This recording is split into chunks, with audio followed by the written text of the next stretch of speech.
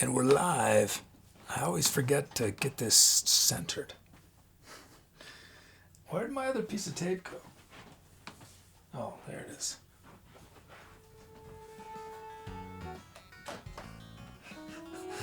I accidentally put some duct tape on the floor. Most of the tape I've got, the floor is covered with tape for different locations of things.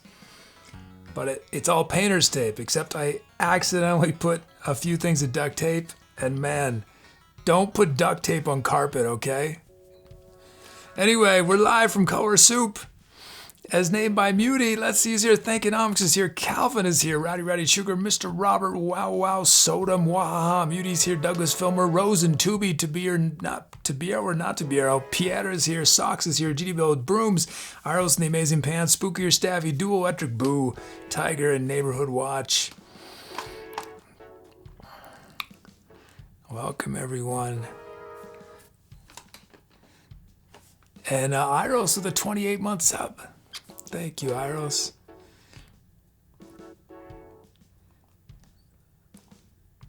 "28 months.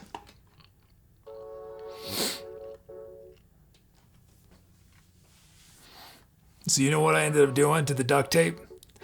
Putting painter's tape over it. I mean, that doesn't really solve the problem, but I'm not constantly reminded of my error.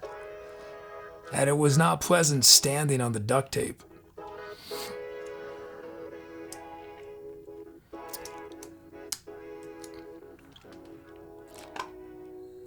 Painter's tape is so much more gentle on the feet.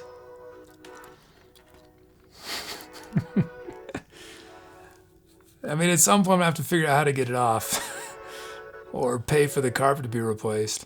I mean, I'm sure I can get it off with some industrial solvent or something. Boo says it could have been worse, could have been Lego. Socks just rub the carpet. I mean, it couldn't, well,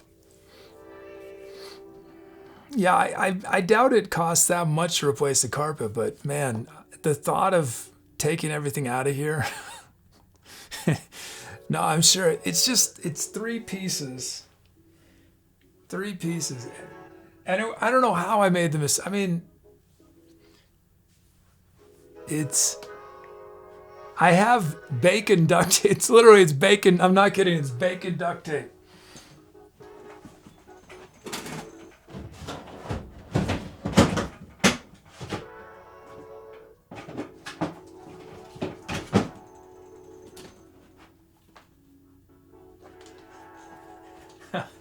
I'm absolutely not kidding. Bacon duct tape. I did not buy this. I'm not going to explain why, but I have a whole variety of artwork duct tape. What's the ATM? ATEM. I'm going to show you. I'm going to cut to the different cameras so you can see it better.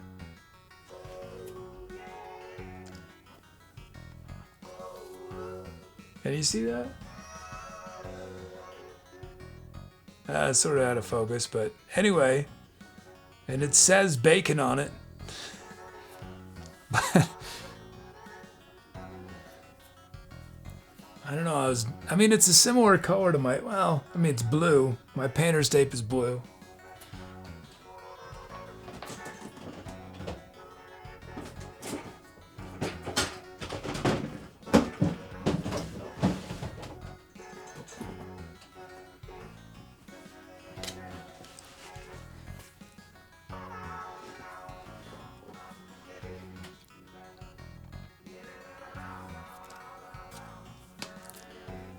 Stavis, I'm more surprised when there's carpet.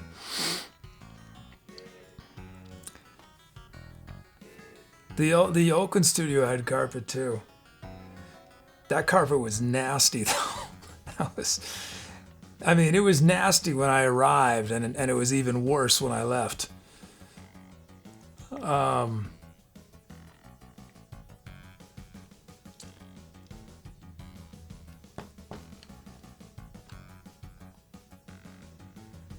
Oh, socks. Did you want to redo yesterday's commission, or should I use what I have, or wait? I can wait. This is nasty. Didn't do the bare feet thing. I had to. Oh, you just sent it? Oh, did it get? Oh, yeah. Tubi figured it out. Nice. Yeah. Today's the 23rd, right? Oh yeah, Tubi just figured it out. I forgot I coded it to have it replace. Okay, good.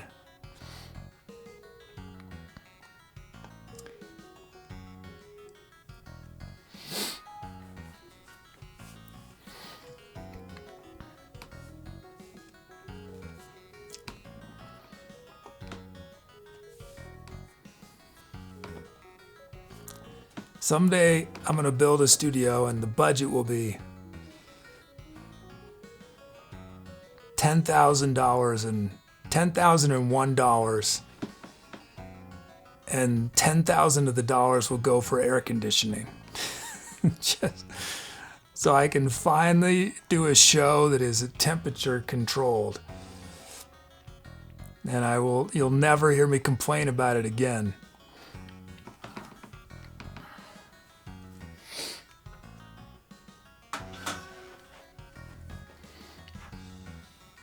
Eighth no beat, sure.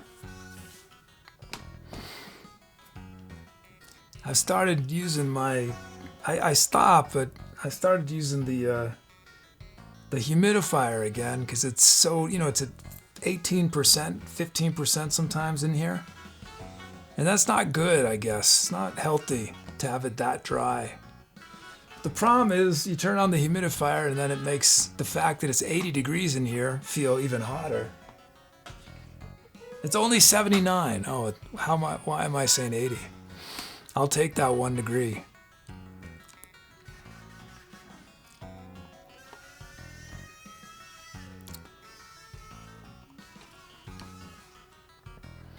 Edie says, I wrote some sheet music with 6/8. Stuff is hard. I'm so hardwired to 4/4. Plus I understand harmonics now, kinda. Either you build chord off melody or vice versa. Yeah, it's funny how you get so used to 4/4. Like I'm not unique in this. I mean pretty much any jazz musician, any drummer, probably, and most musicians who improvise would tell you that I don't need to count 4 measures or 8 measures. I just know what it feels like. I don't have to count all 32 beats for 8. I just know what 8 bars of 4/4 is. It's just so.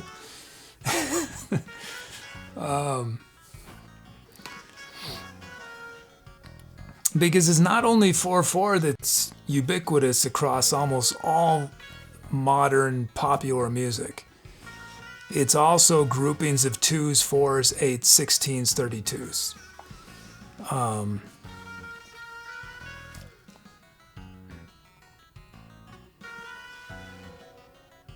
I wonder how common that is in non-Western music. If things are still grouped in 2s, 4s, 8s, 16, 32s, the most.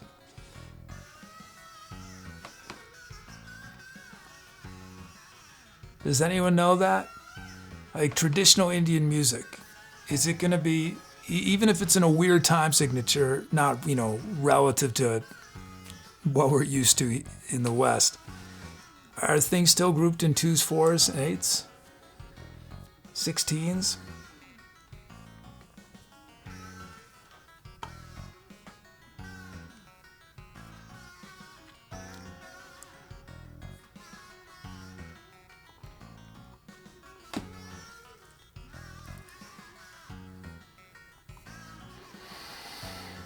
Socks says, I made a mistake once playing 3/4 waltz jazz in 8th grade. I went to make a fill and did the fill measure in 4. Well, hey, that just sounds hip. That sounds hip then. It's like what often happens on this channel that is non-traditional is I'll trigger the drum fill. I'll trigger it in the right place, but my code will. This actually, I fixed this. This used to happen all the time the first couple years of the show, and I finally fixed it. Although sometimes they do it intentionally now, where normally your drum fill is going to be at the end of an 8-bar sequence or the end of 4 bars or 2 bars. Very rarely does the drummer do the drum fill on the first measure of the chorus. But on this show, that regularly happens. I'm sure some people here are like, what is so weird? He just started a new section and the drum fill happened and the crash is on the second measure. The second measure of an 8 measure. What? Sometimes it works. Another thing that I still have not fixed is my drum fills don't have kicks built into the crash cymbal because they're being overlaid over a drum kit. Usually there's a kick on one, and it was going to be much more complicated. So if we have a drum fill that ends without the drum beat continuing, we have this solitary crash, which drummers rarely play their crash cymbals without playing their kick drum. If it's part of a fill, am I right? I mean, socks, any drummers, it's rare that you're just gonna hit that thing. But on this show, we regularly hit that crash with no bass underneath. So I just maybe in year 7 of the show I'll fix it.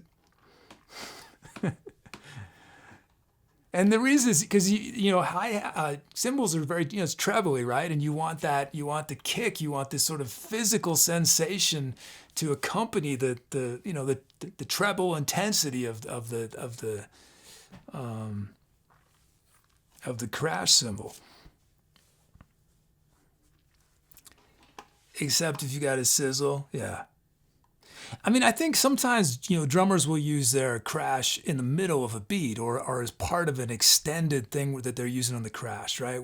And in that case, it's going to be overwhelming if you got a kick drum happening every single crash. But when you're using that crash cymbal to emphasize the end of the fill and essentially the beginning of whatever is coming next, that's when it's uncommon not to have a kick drum at the same time.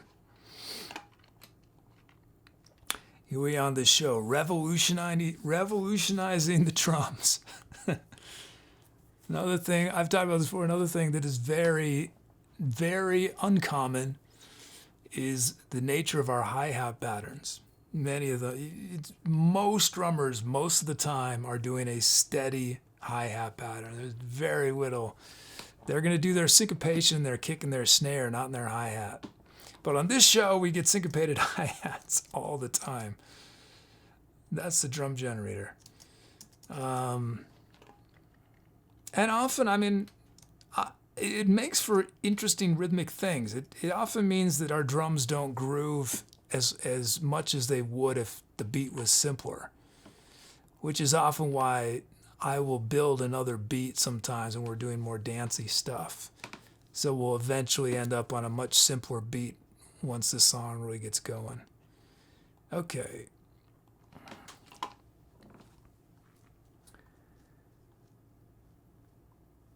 Medium says, not playing kick drum on cymbals like playing with a broken amp. Some guy told me that's how they invented it.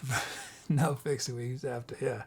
Yeah, I mean, I'm sort of used to it now, but there's still sometimes it's mainly at the end of the song. We have some songs where I end on drum. I think I've stopped doing that because I don't like how it sounds. We have songs that end on a drum fill, and that crash all by its lonesome. Back says you might skip the kick with a splash or China type. Yeah.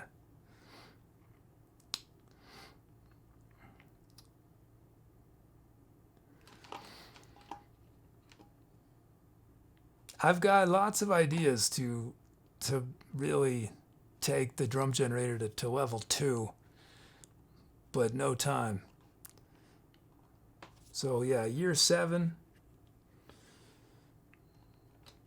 And hey, Zake 101.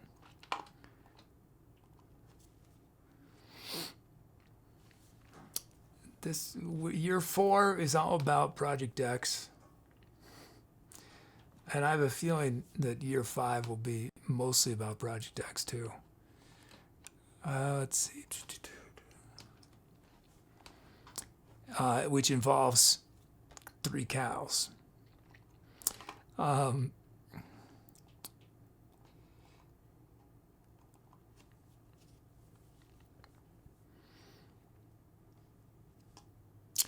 Socks, give a title inspiration. Make your title only involve words with 8 letters and... Whoops. It disappeared. I couldn't read the last line. And no, you just can't Google 8-letter words. The risk of this challenge, this inspiration socks, is we won't get any titles. It'll be so difficult. We should do that sometime. We should have a title inspiration that is just extraordinarily difficult.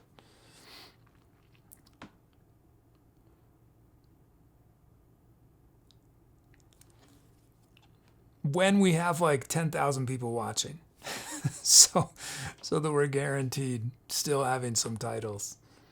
27-letter words. Who says yeah?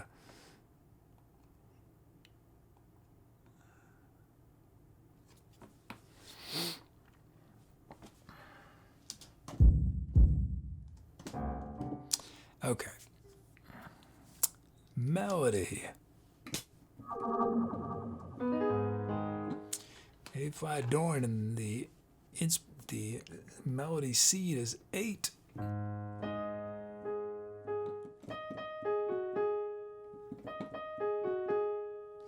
Beauty says only using Chinese characters.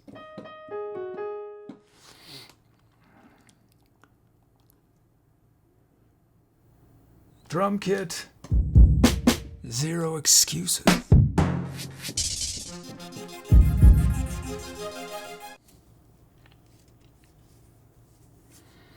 I had all these things planned today. I was going to do the conspiracy part. I didn't finish that.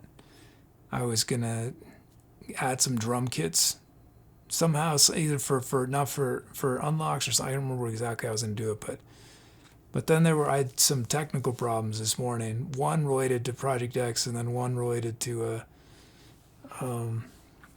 Tubi. And just like that, 3.5 hours down the drain fixing stuff. In fairness, Project X wasn't a technical problem. It was not a priority. I should say that. It's not a Project X priority. But I spent too much time on it. Let's see. 0 excuses. In our first build, yeah, and 8 you wanted 8 notes. And of course, I had already forgotten.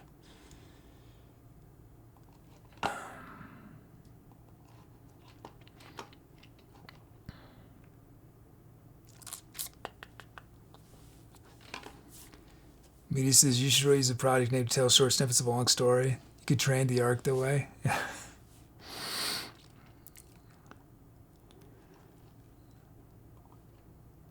We had a bus with legs, and then it involves 3 cows.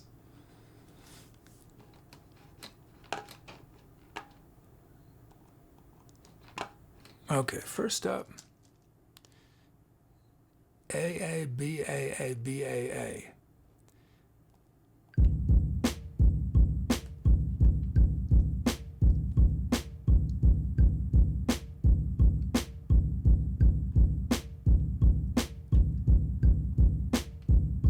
Thankonomics is a story already sounds great. I'm not gonna add anything. Let's just go with it.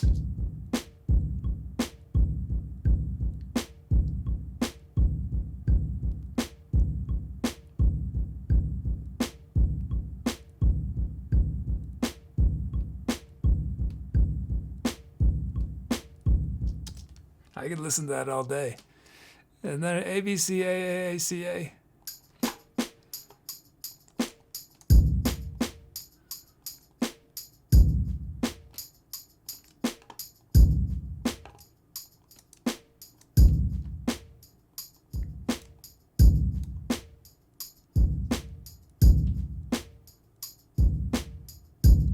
Oh, you can hear the metronome? Through my headphones, probably, right?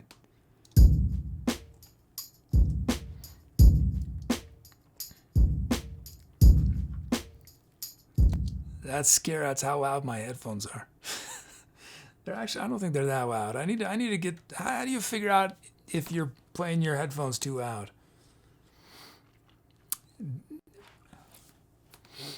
Now you miss it? It's funny. I'm so used to listening to hey, echolocations. Oh, you sounded awesome. You sounded awesome. I was psyched we could rage you. You say you sounded awesome. Chad, if anyone here wasn't part of the raid or doesn't know echolocations is a fantastic guitarist, singer, improviser.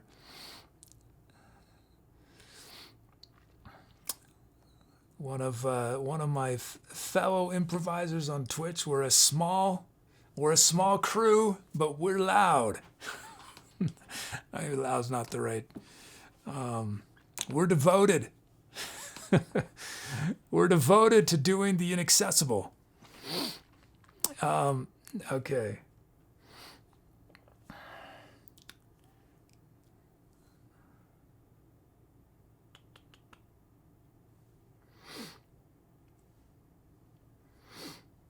But man, people are getting nervous about the cover stuff with all the latest DMCA thing on Twitch. I think folks are okay for a little while longer because I think they just haven't developed the tech yet to do live streams covers. They just haven't figured out how to do it yet, how to catch people. Let's see. Electric bass from Socks.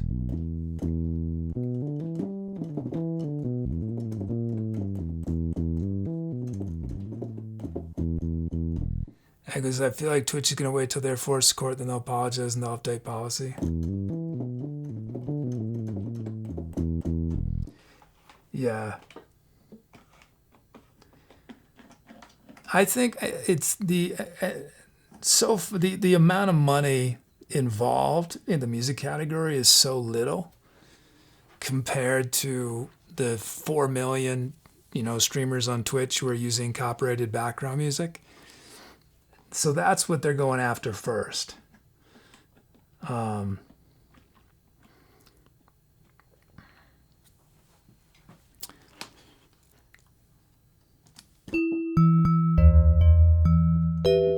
Vibes. Tremolo electric. And bass. Echo plays bass too. I saw you were playing bass. How could I forget?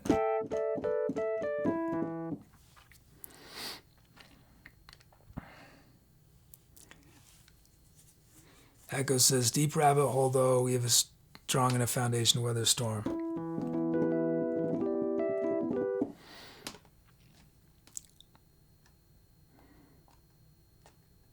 Yeah, I think it's hard to know what will happen. Didn't Facebook just sign a deal or something allowing use of copyrighted music on streams? I don't know the details, but it's all possible. It's just whether there's a will to make it happen. Family collab. I guess I've been trying to learn how to bass it up. It's an art form in itself. Wish I was in a band, yeah. Meaty says it. Oh, you're talking something, okay.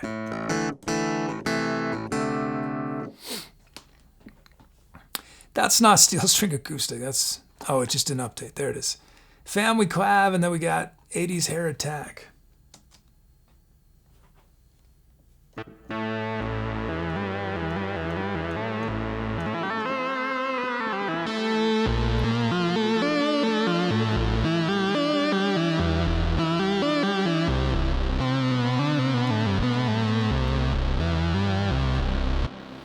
Hey, MPC.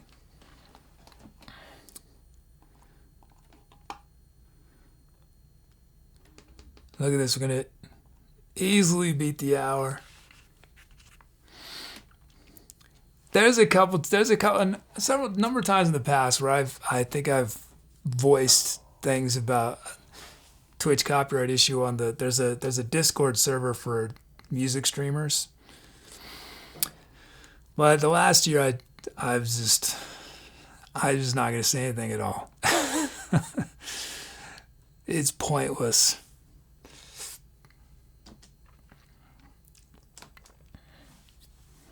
I'm just hoping everyone can get away with it as long as they can. Let's see. Oh, and since it's a commission, if Sox votes, only Sox's vote counts. Otherwise, it's a normal poll. I guess this feels like we're just now entering the age of streaming. We're just at tiny first waves and a big set of gnarly waves. Yeah, I was very bullish on streaming when I started. I'm not quite as bullish, but I still think that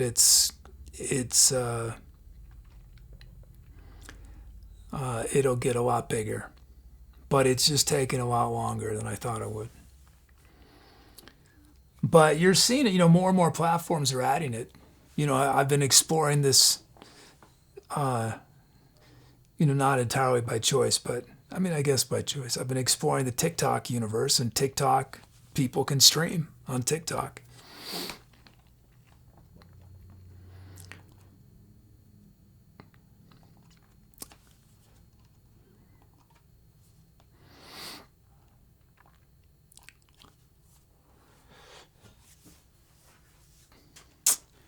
Oh, great. I'm glad you're enjoying the MPC.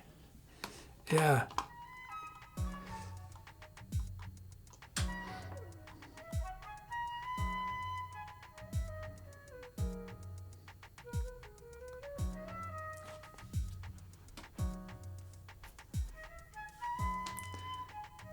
Muty says the dichotomy of copyright and internet cannot remain forever. A new generation is rising out of the age of ignorance. Yeah, it'll be interesting to see when millennials and Generation Z and younger become, in the power, become our politicians and everything, because to see if things will in fact change in terms of copyright. I'm not a real optimist when it comes to matters of copyright, because I think that there is so much, a staggering amount of money involved that it's very hard to change things when there's that much money involved.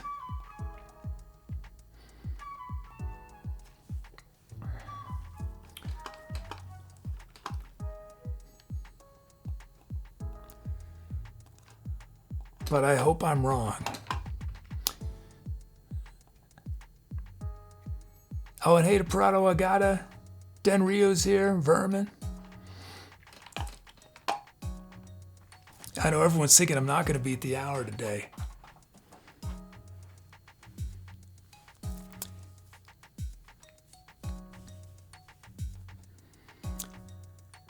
Echo says, do you feel like copyright is similar to patenting?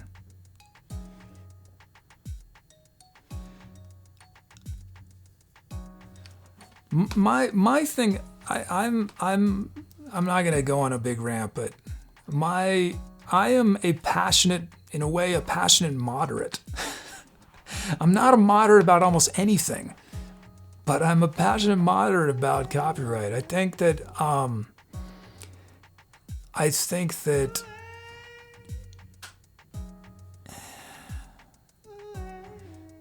there's a place for it. But I think it is currently, the length of copyright is way too long, way too long. And I think that built into, if we're gonna have copyright that's enforceable, then there needs to be an effort to make it possible for people to work within that system, right? Like with Twitch, the problem is that Twitch streamers who perform covers cannot do that legally. There's no way to do it legally that's practical. And that to me is very wrong. It's like, okay, fine, have this stuff under copyright, but then you have to create a way for people to be able to use it. But that doesn't exist. Boost is passionate moderate, isn't that an oxymoron? I know.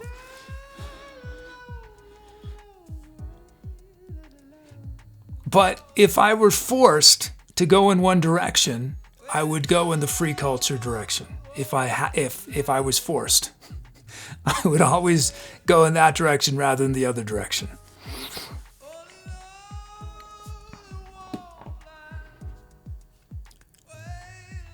Send this boat.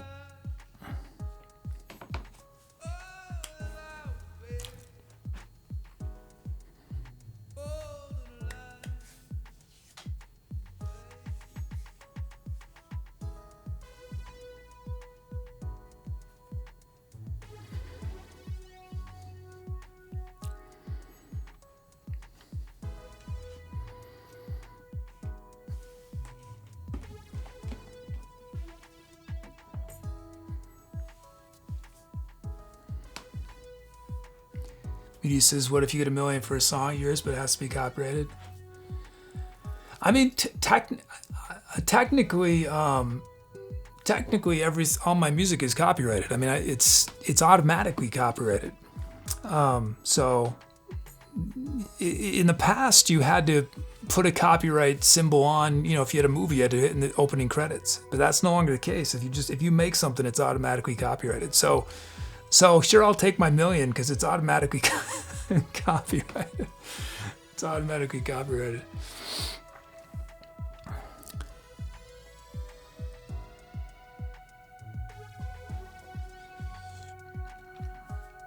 My system so far has been pretty much if somebody asks me if they can use it, I've never said no to anybody.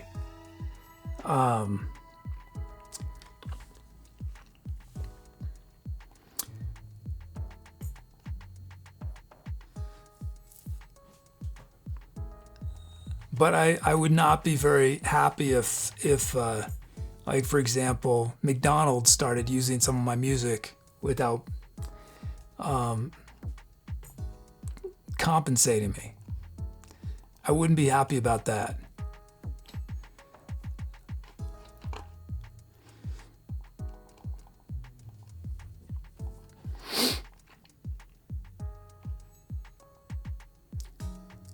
But that still does not bother me like getting a copyright strike. I get copyright strikes on YouTube, and every once in a while one of my VODs gets muted on Twitch, which on radio, and I just I delete those anyway. But that enrages me because it's fraudulent. Well, it's not knowingly fraudulent, but that is enraging.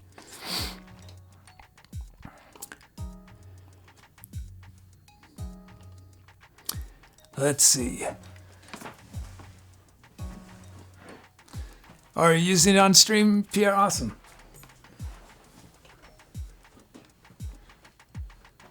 Hey, Megs.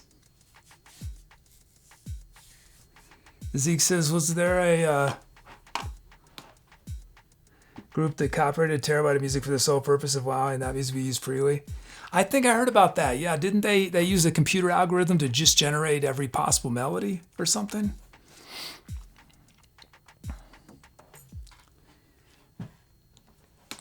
I mean, it's just such a messy, copyright is such a messy thing, trying to determine what is original content and what isn't, and people get so emotional about ownership, this idea of ownership.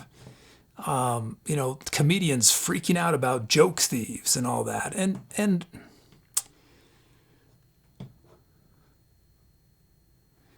on one hand, a lot of times the comedians who've been accused of being joke thieves are not comedians I'm really into. And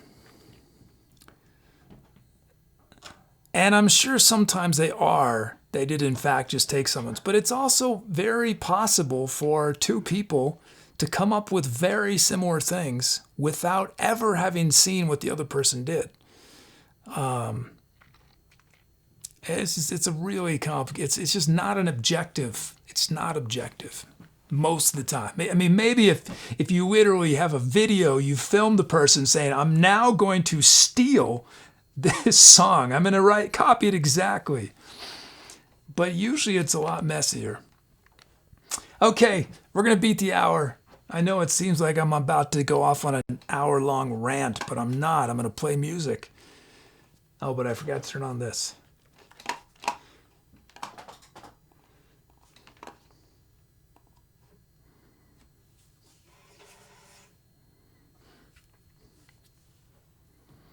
But the reason why I'm not all the way free culture is because I know that there are a lot of musicians and artists who would not survive if there wasn't some way that they could, you know. And the idealistically, you would say, it's like, well, if you'll find success some other way, but that's. And I'm an idealistic person, but but I just know that that's not. There's a reason. There is a reason why all those bands that experimented with pay what you want, the big bands that did it, never did it again. There's a reason they never did it again.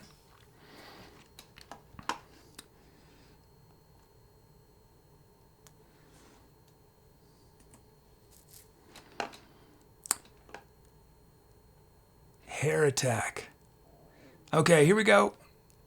Time to etc. Oh, Echo says, you ever play computer games? Not often, but your favorite game of all time is a beginner's guide.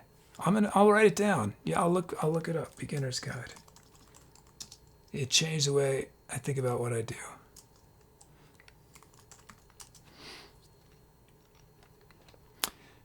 Okay, here we go. Time to etceterate.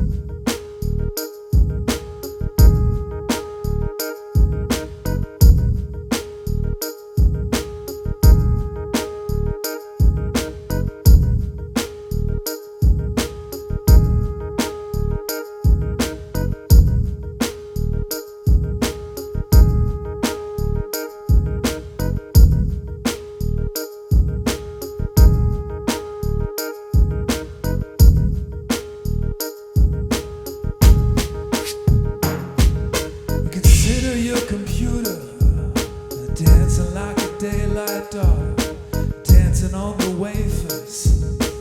Everyone's looking for the mother, the father, and these forgotten memories of someone in the past like a futurist.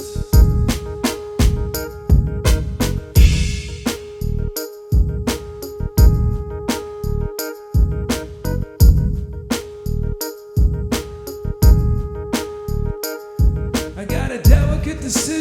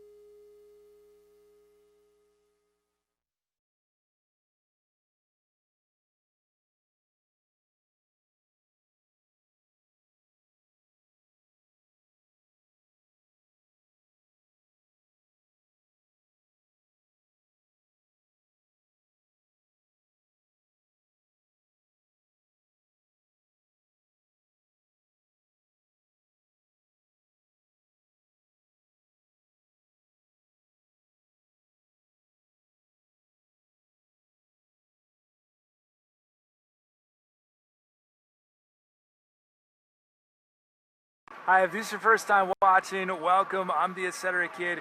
What you just heard was improvised entirely from scratch, meaning I was making it up as I went along, but I got a ton of help from chat. Chat shows all the sounds I was using, the speed of the music, the drum rhythms were generated from people's usernames.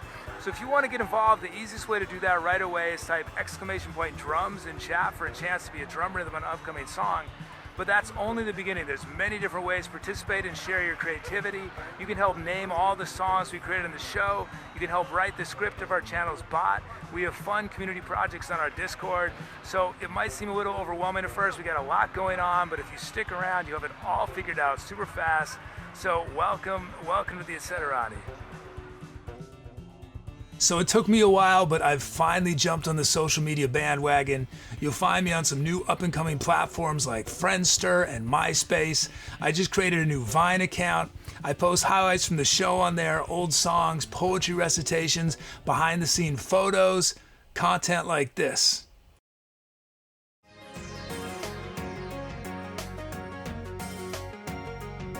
I dreamt that I dwelt in marble halls with vassals and serfs at my side, and of all who assembled within those walls that I was the hope and the pride. I had riches too great to count, could boast of a high ancestral name, but I also dreamt, which pleased me most, that you loved me still the same.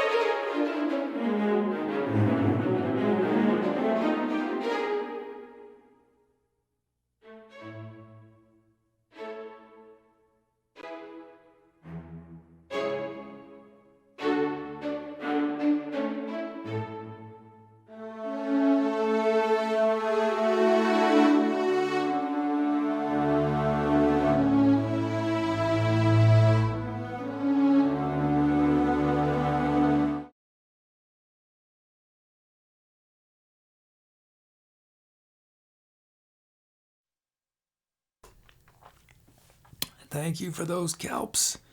Titles we had from Watch, Octagon, and thanks Socks for the commission. Watch with Octagon, Zake 101, Gallivant, Muty with Solarism, Doug Submerge, and angryCHKN Continue.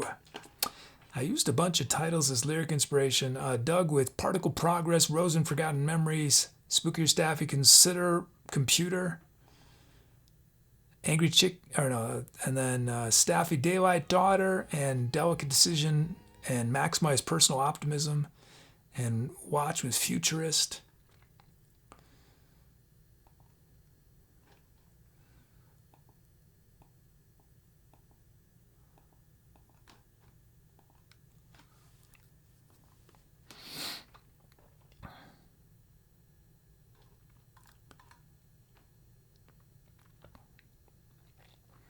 Oneda Naria and Moltober's here.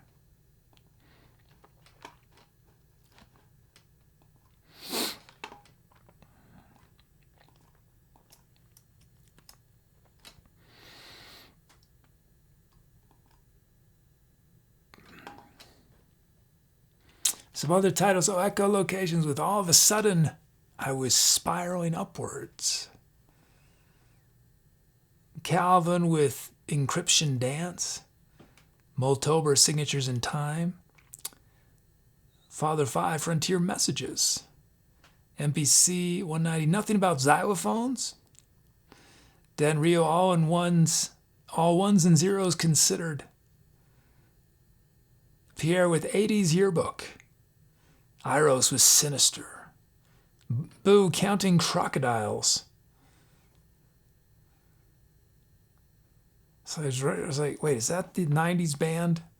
And I was running through all these animals. It took me a while to get to it. I was like counting pigs, counting birds, counting crows. Oh, yes.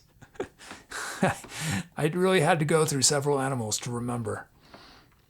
They were a 90s band, right? Weren't they 90s, the Counting Crows?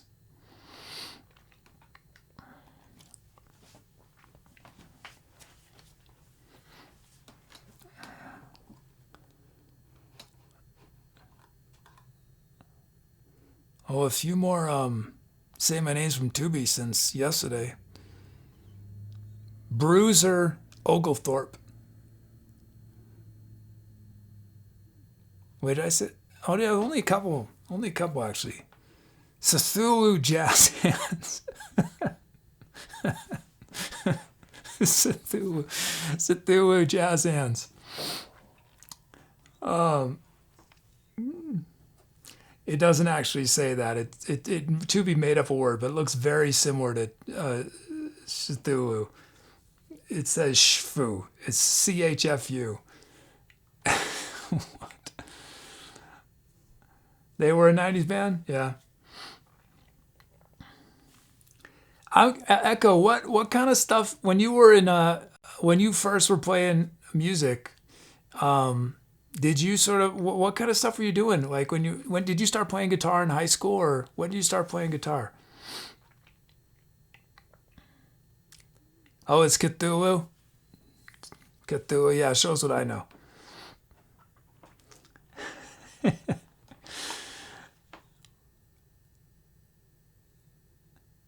Echo sang Mr. Jones at my last job, Christmas party and karaoke.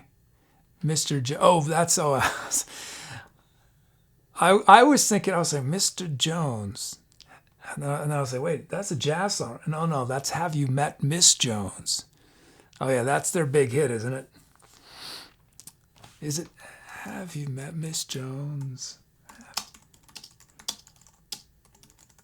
It shows the world I came from. Have You Met Miss Jones is it's a jazz standard. I mean, it's from a musical, but it's a jazz standard. Echo got a guitar at 12, a Peavey.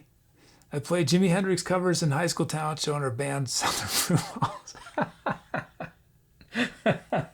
Oh, man. And did they allow you to say your band name on stage? Did they, or did you?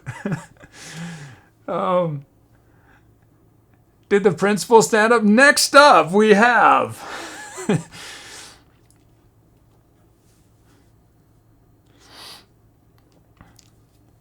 You know, you think that Led Zeppelin were the biggest rock stars, or like I don't know, who else would be, or the Beatles or whoever. No, the biggest rock stars are kids who are in an 8th grade band or 7th grade band and are pretty good, and play their junior high talent show. They are the real rock stars. The adulation that they can get is beyond anything Led Zeppelin ever enjoyed. Echo says they had no idea. The teachers weren't hip enough to tell us not to say that.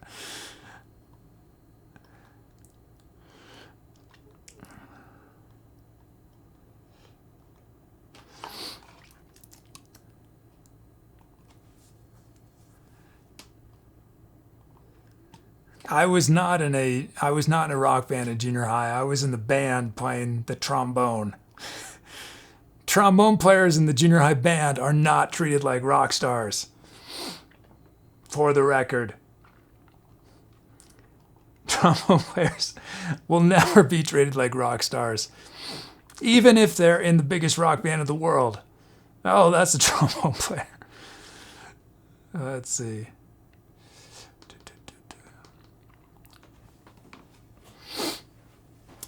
Echo in junior high who covered Foo Fighters, Pink Floyd, and Allman Brothers. Nice.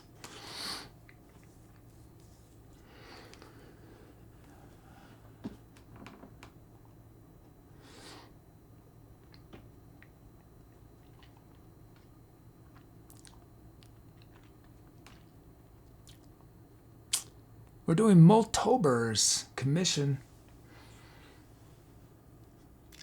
Stabbies, that reminds me of the conference rooms at work, the Tofu Fighters and Almond Brothers. What kind of place do you work at, Stabby?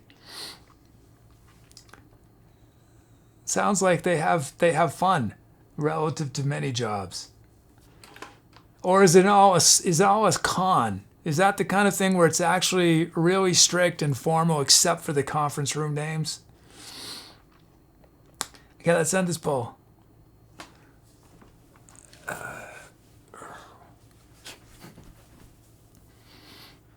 I haven't been hiking in a week. What's up with that? I haven't been outside. I've barely been outside in the last week. I've been working so hard on this. Continue. angryCHKN has named it Continue. Continue. Thanks, angryCHKN. Thank you, Socks.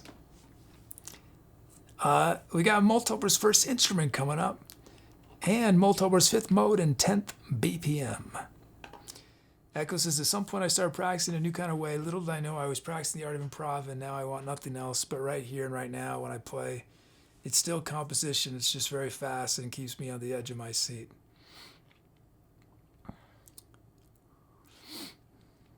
It's funny, Echo, how the sort of the threads that I think just improvisers seem to gravitate towards, because when we rated you, or maybe, I don't know if when we rated you or if I was just watching you another show, I can't remember when it was, but you were talking about how ephemeral improv can be, and I think you were talking about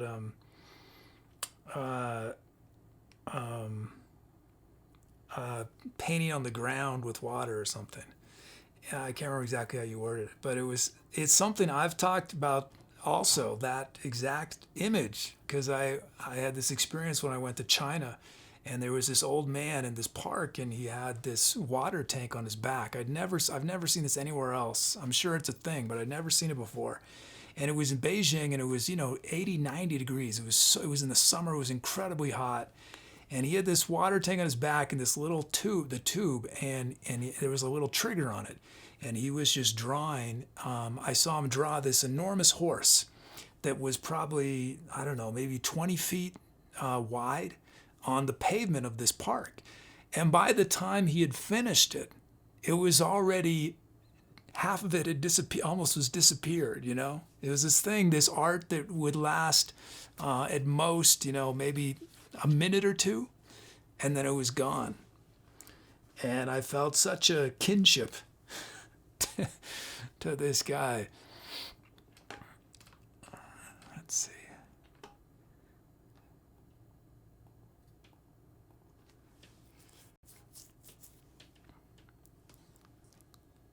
He says, stop wasting water, use paper, trees are evil.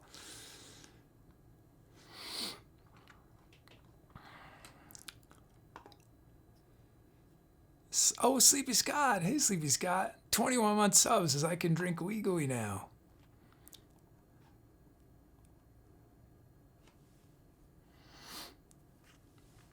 But I think it's so freeing to work in a medium where that's about being in the moment. It's not about legacy. It's not about, the improv does continue to exist after I finish it, but for me, it doesn't really. And I like that. I like that every day I have to start over. I do not know how bands play the same songs over and over again. I mean, I know that they're able to find something new in it over and over again. I admire their ability to do that. That would be very hard for me to do. Hey to X-Man, Death by Coffee's here. Oh, Moltober says no cymbals on the drums. Okay. Oh, you were using sidewalk chalk. That's what it was. That was what it was. Not water. Sidewalk chalk, though. Exactly. Yes, that's what you said. Yeah. Yeah.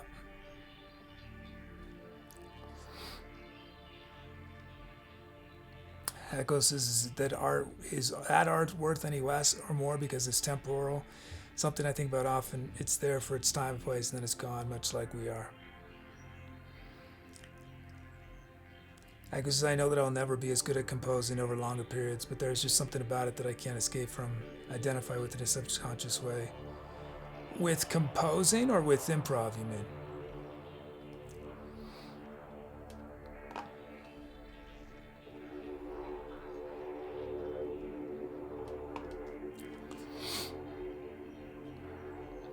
Media says, you mean Justin Bieber isn't creatively challenged by singing Baby every concert?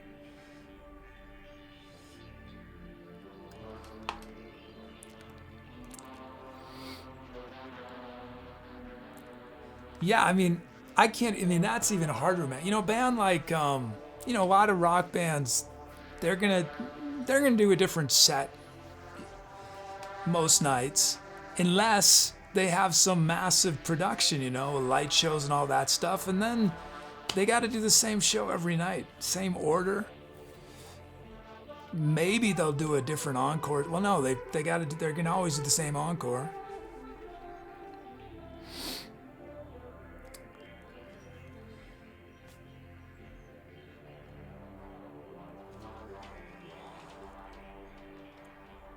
But I do think there are, it's just, I just don't have the ability to do that. But there are people that they can sing the same song 1,000 times, and you'll hear something different every single time they do it.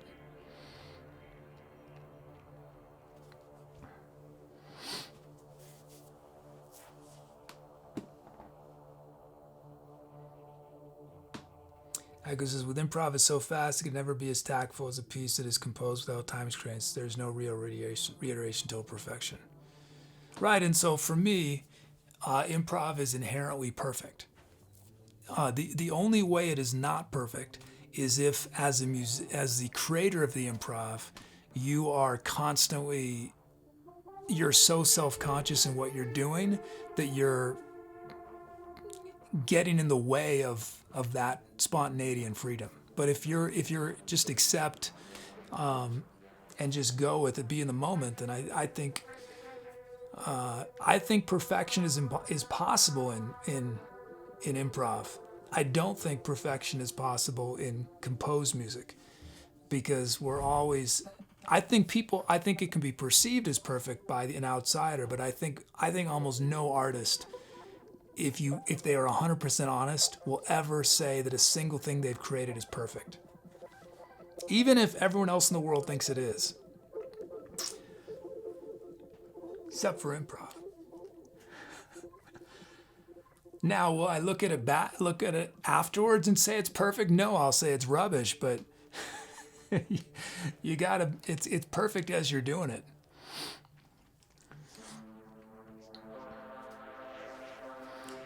Echoes is what I've found most endearing and relevant about music is the imperfections. Improv gives you out of those. Yeah, it's perfect in its imperfections.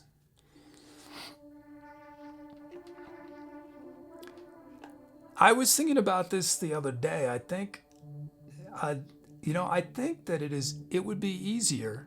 I think it's easier to be. Let me think of the right example.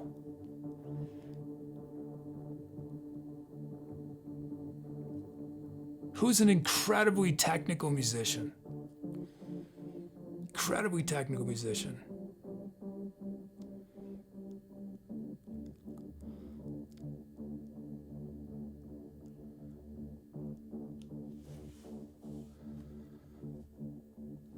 I don't want to say. It's risky me saying what I'm about to say, but can I think of it? Can I think of a non-controversial person to say this about?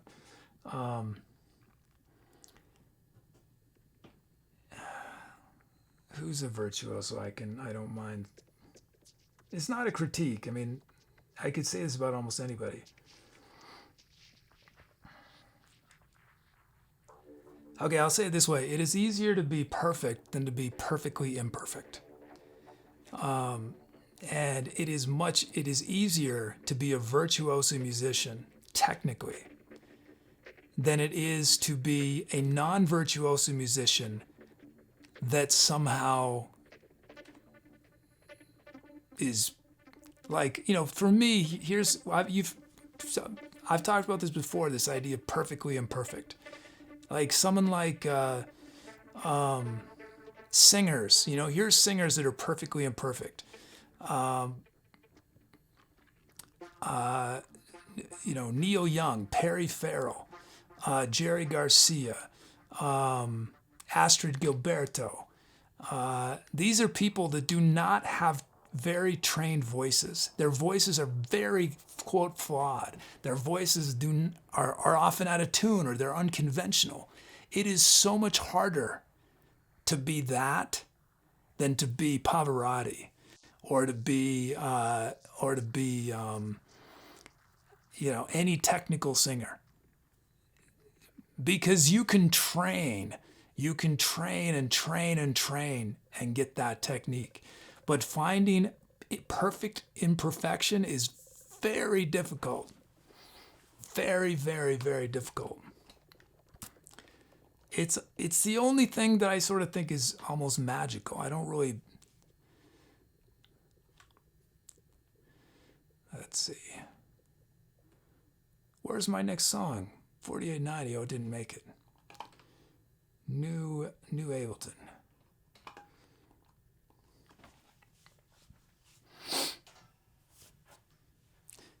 Media says Weird Al on the accordion.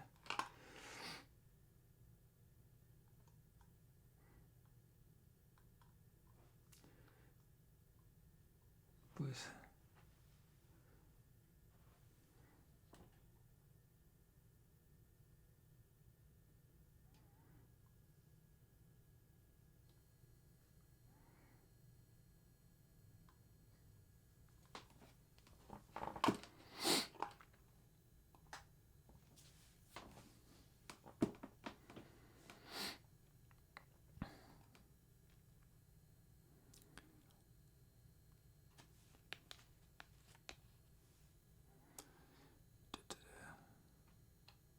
okay. Media says, isn't improv and performance like training for a martial art? You can fight in front of a mirror all day, but training in front of the mirror can never prepare for the external elements of a ring and flow of space. Most martial artists in olden days trained for one final battle in life. That hunger to survive is why most sequel albums suck. Tangents galore, but you get my point.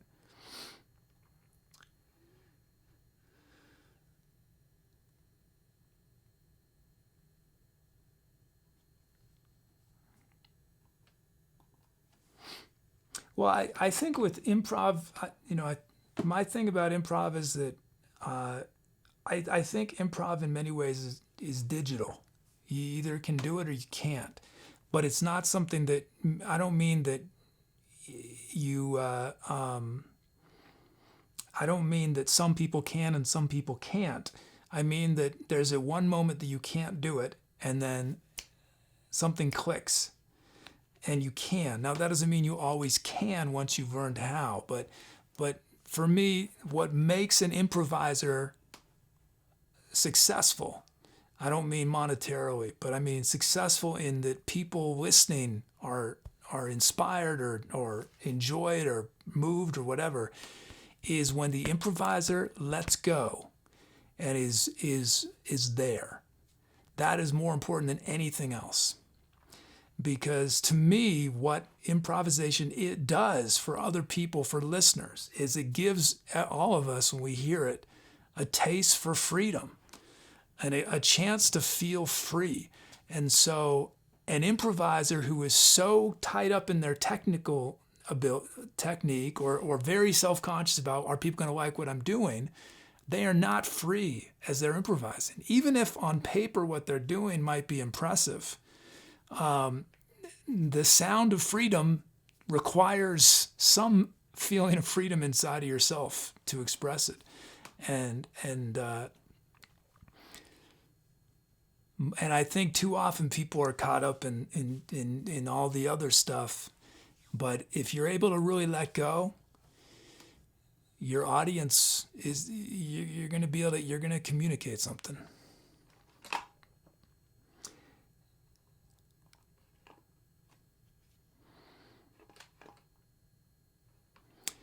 Okay, let's see. Melody.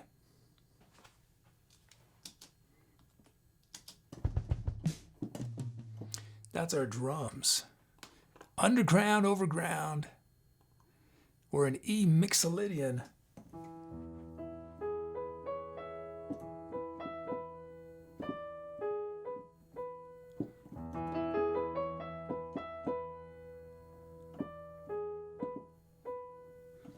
Use those notes at some point.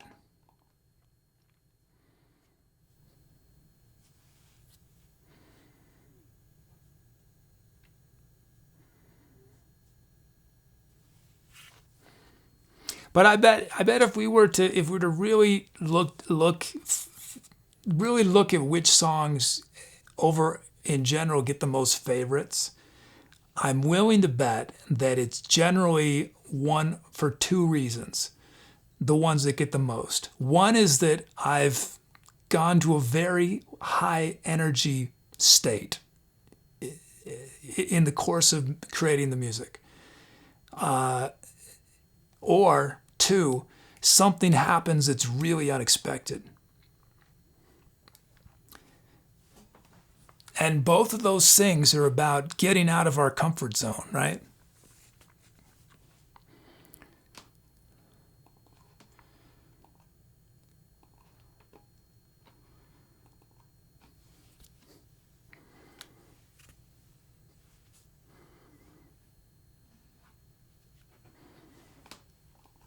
I could improvise, a 4-minute pop song that maybe, might be the most most sort of compact, tight, sophisticated thing I've ever improvised. But if I go nuts playing kazoo, at least that one live experience, the kazoo is going to be a more powerful experience. Now, on repeated listenings, that pop song might, with lyrics and all that, might have a life that really grows, right? And has, but in the moment, in that live moment,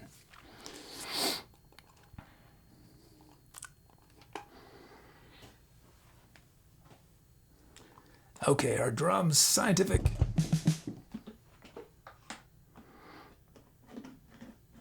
And I'm saying this not to really point at myself, but more just as a way of saying that when we're I think this is especially true of improv, but I think it's true of any creative form to some extent. Again, it's that the expression that you're getting out there is what is going to be most impactful.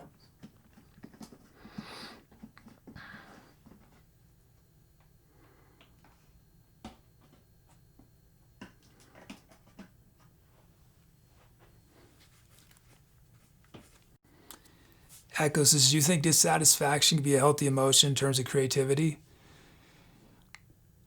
Absolutely. I mean, this sounds negative, but I think that what I'm going to say, but I think that I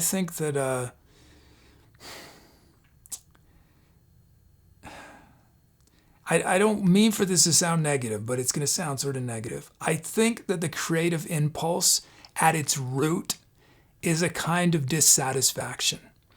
I think if somebody is 100% content with the world around them, with who they are, with everything, I don't think they will create anything.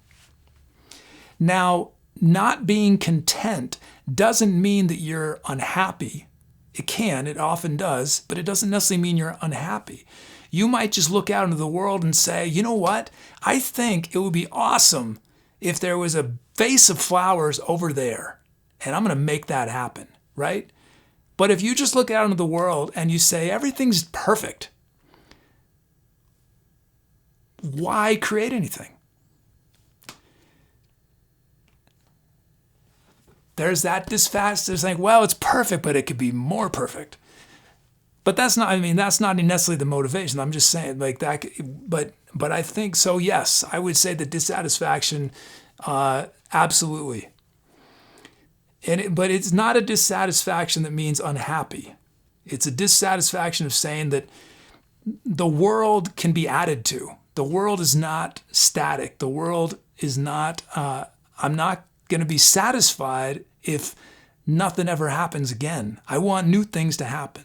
That's what I think. Even artists who make the same thing over and over again, unless they're doing 100% copy of the thing they did before and they're just doing it to get a paycheck, there's still some part of them that is, I've done 99 of these things before, but I'm going to do something a little different this time.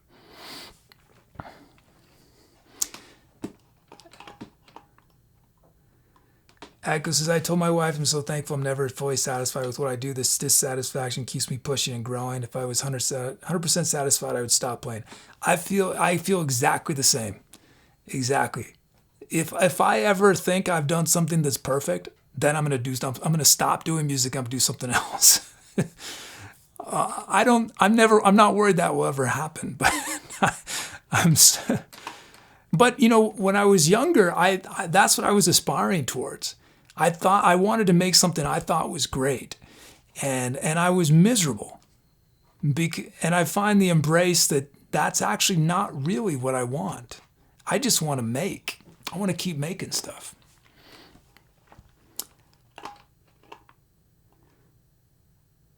If my purpose is to just make stuff, I've got a reason to get up every single day. If my purpose is this abstract goal that has an ends, right? I'm going to make something perfect. It's like I'm building my life around a destination as opposed to building my life around an activity, an action, something that can go forever.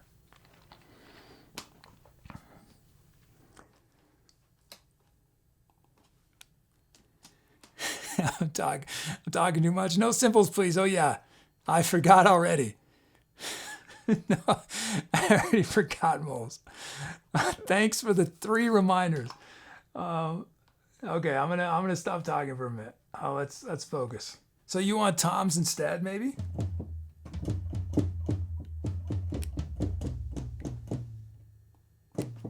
C2.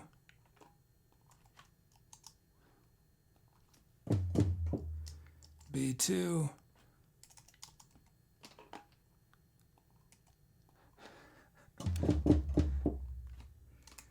Sorry, it's B1 and G1. 3.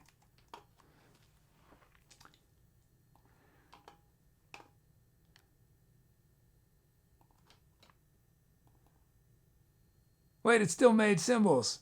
Why did it do that? What did I screw up? How did I screw up? Oh, yeah.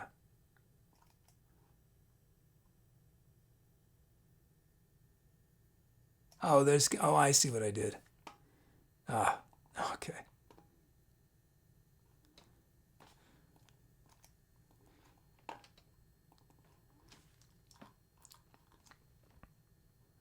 What was it? C1, C2, 3, B1, 3, G1, 3. Too bad. I have an ability to do presets, and I just can't remember how to do it.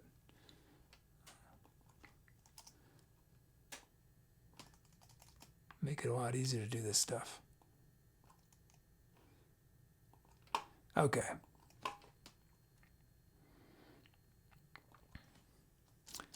No cymbals, please. Okay.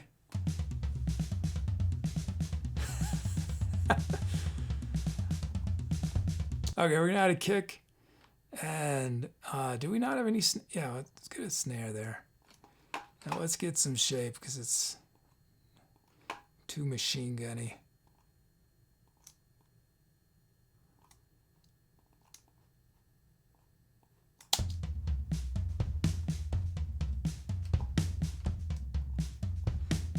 I made him too quiet. Can't hear him at all now.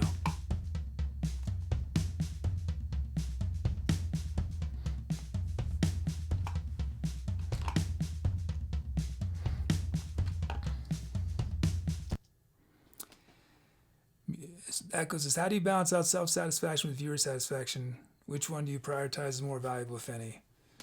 I consider myself a performer, not an entertainer, when I'm playing music.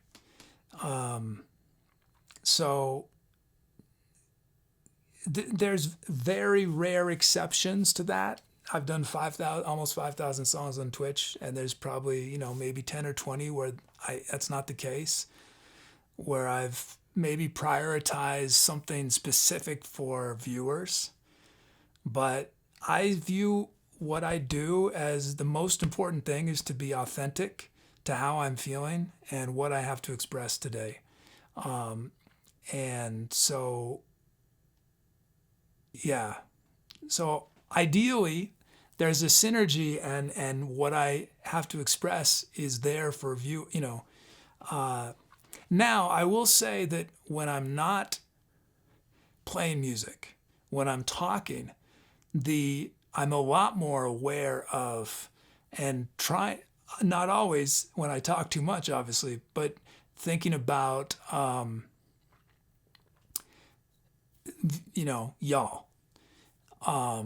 So, for example, if I don't always succeed at this, but if I'm really miserable and unhappy, I'm gonna try to find in myself when I'm talking positivity, right? I'm not gonna do that when I'm playing music. If I'm feeling miserable, I'm gonna go right into that in the music. Now, something unexpected might happen in the music, and suddenly I find that I'm happy. But I'm not going to try to force myself to be happy or sad or whatever emotionally. I'm not going. It's going. If it happens with the music. But with interaction, I want to. I want to be a positive. I want to be positive. So I'm searching in myself. I'm trying to find that, even if most of me is not feeling that. I'm trying to find it to be authentic. But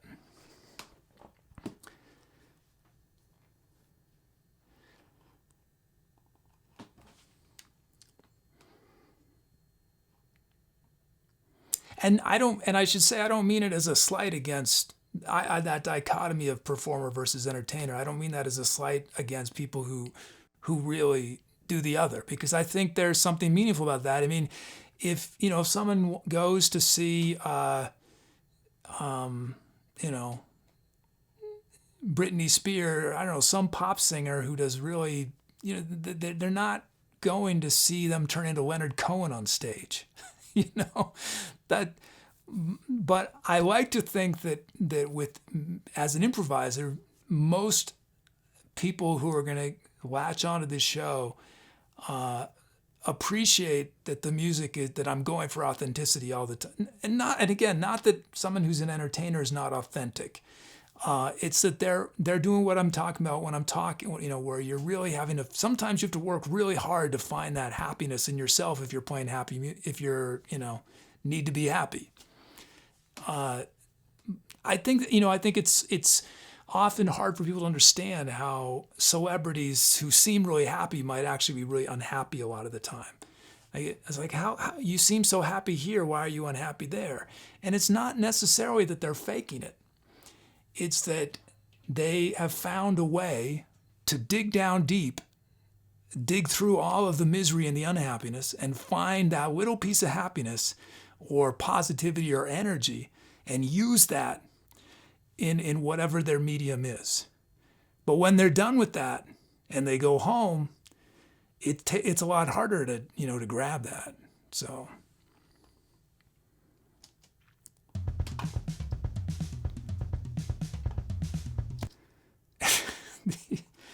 These kicks.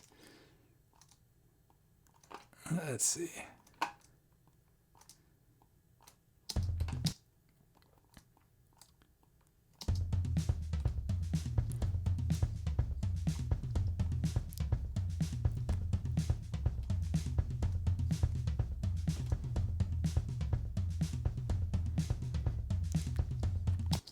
Friday night. Okay, let's check out these sounds. Complex metal hydrides.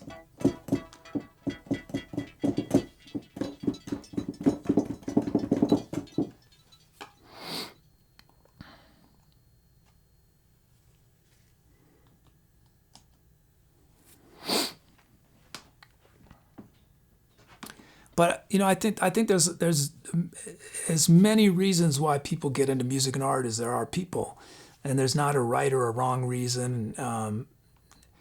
But like for me, I didn't get into art because I wanted attention or because I thought I'd get rich, because I would have been delusional if I thought that. For me, I got into art and music because it was a place where I could express what I could not express anywhere in my life. And so art and music is a way to survive. It's a way to make sense of this world, of the, it's a place where I can be anything in the moment. A lot of people have heard me talk about this concept before, but if you are as emotional as some musicians get in live performance as I can be sometimes, if you were just like that on the street, people would look at you as a crazy person. Now, people probably think that about me sometimes when I perform and other musicians. But the fact is we are given this extraordinary privilege as performers. People are letting us just put it all out there. And that's an amazing gift that many people in life don't get. Most of the time in my life, I do not feel like I can just burst into flames, emotionally. And, I'm a lot more cloistered, And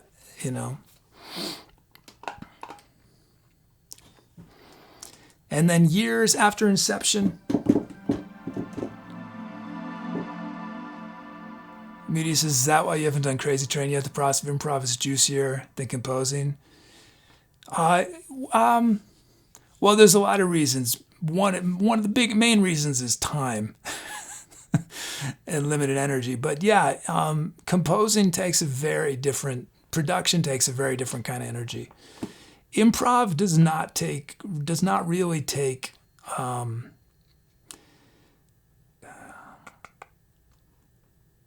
improv is not tiring. It's hard to explain.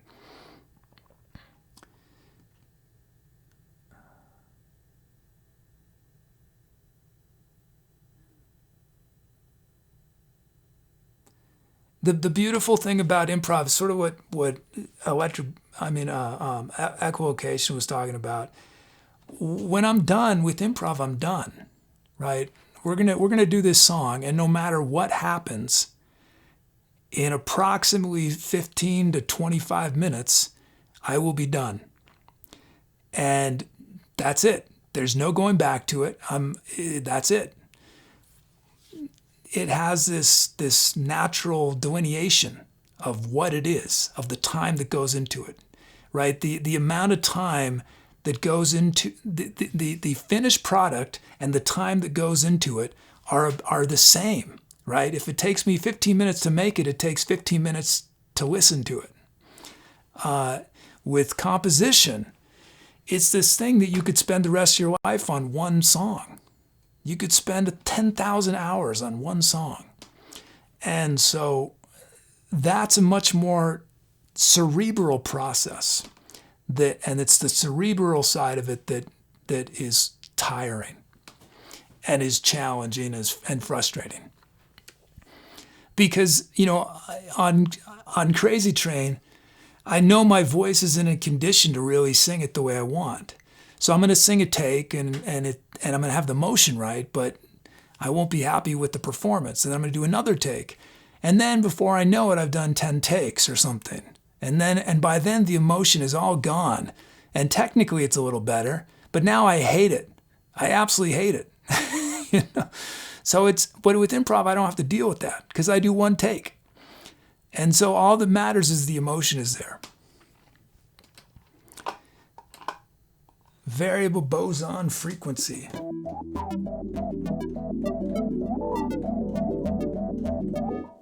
Boo says, sometimes in the middle of songs, new people go, is he okay?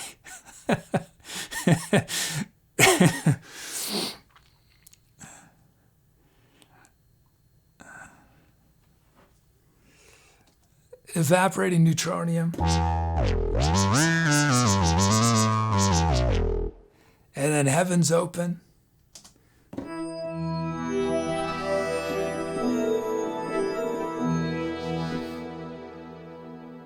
And Jenkins is leaving.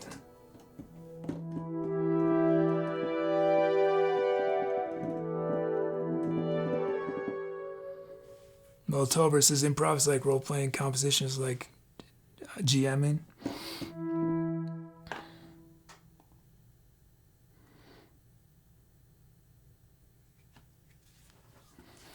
Media says, I always assumed that composing was parallel to improv, coming up with motifs and such. Learning the hard way, I should not assume. Well, I think that, I will say, Muti, that I do think that they influence each other, and that the time you spend in one, you'll benefit the other. So, and there are a lot of parallels, but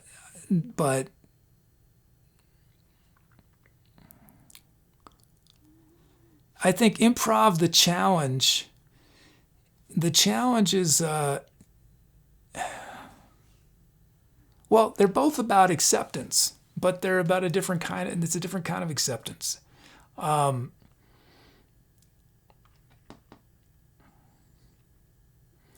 It's like the difference between an improv comedy and stand-up. Improv comedy, I have seen improv comedy where I've laughed as hard as I've ever laughed at stand-up. But if someone were to redo that improv comedy a second time, like take the exact thing that those actors did and try to act it with a script, I don't think it'd be that funny most of the time. What makes it funny is that freedom of it. It's the first time, it's just happening in the moment. There's that, that's what makes it so stand-up. Most stand-up, right, is, there are obviously comics that mix between the two, but stand-up tends to be a more thought-out, carefully composed thing.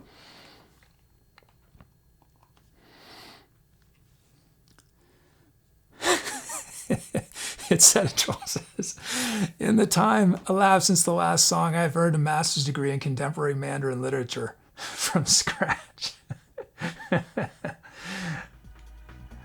We're about to start.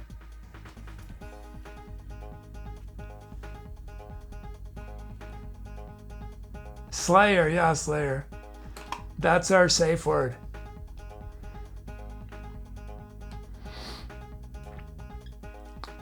Hey, Carlito's here.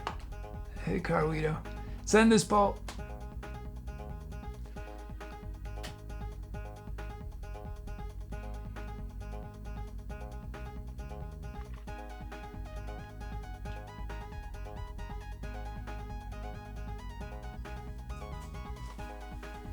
Most of my composition that I've done in my life started as improv.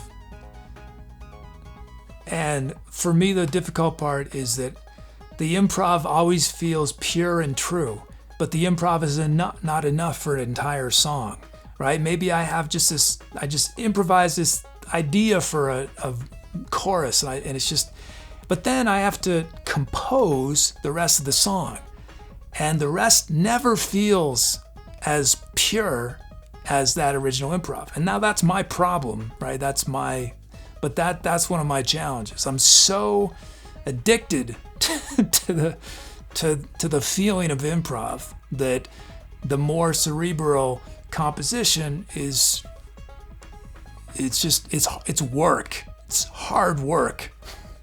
And I enjoy it sometimes. There's sometimes I've enjoyed composition, but I'm an improviser through and through. And it's complex metal hydrides, and the title inspires mad science.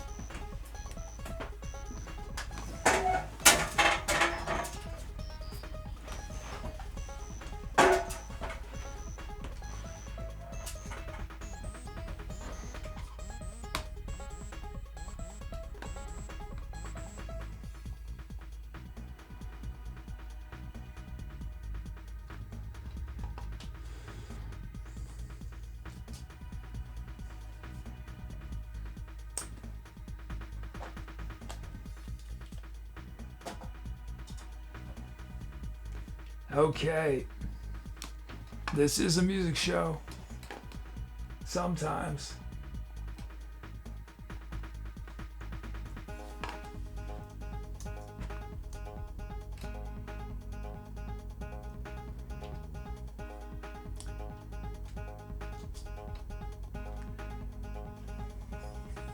He said that. I thought it was a podcast. Here we go. Time to etceterate.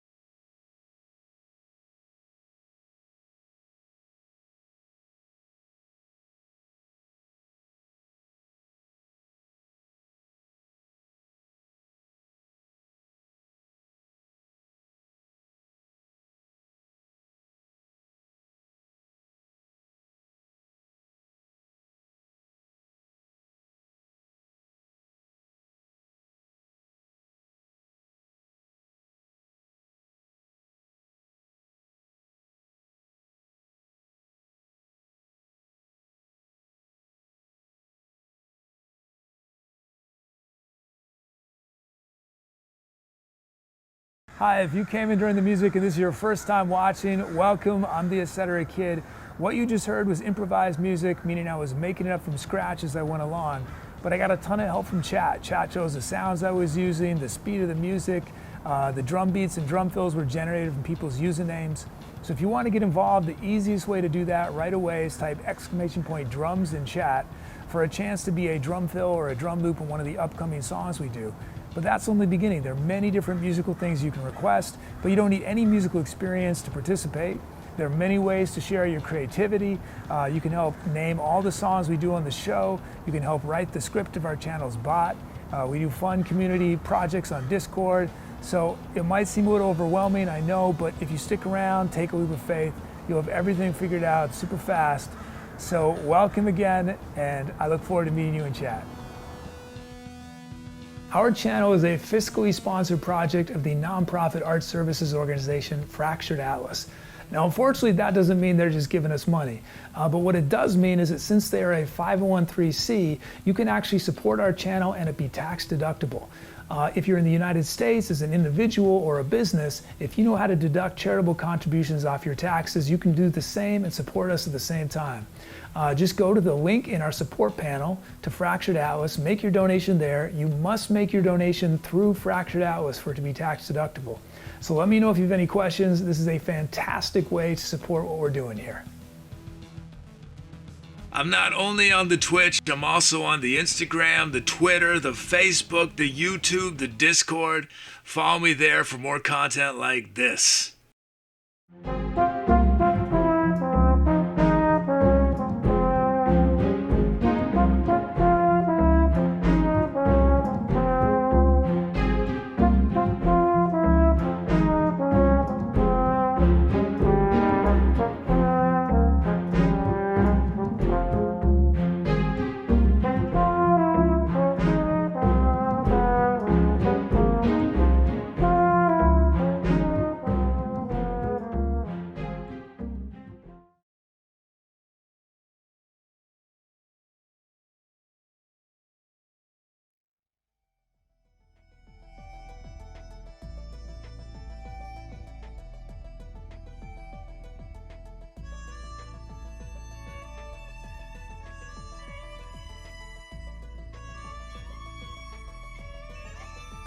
This is one of my favorite moments on the show, actually, is that sequence with Eliza on violin. I was playing Melodica and we were sort of having this conversation.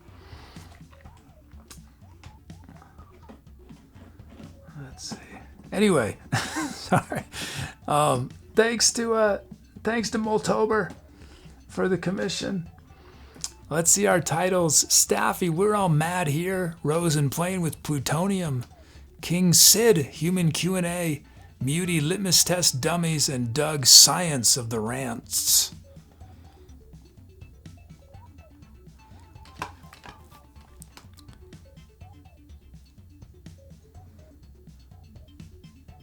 Oh, you know, I was thinking about, Moles, you said the other day, you were talking about how you could wear a different concert t-shirt. What do you say, for 3 months straight without a repeat? So I was curious, you've seen so many shows. What would be some of the most memorable live shows you've seen? There's probably too many to count, but if you were to name the first 2 or 3 that pop into your mind, what would they be? Oh, thanks, Aros, thank you.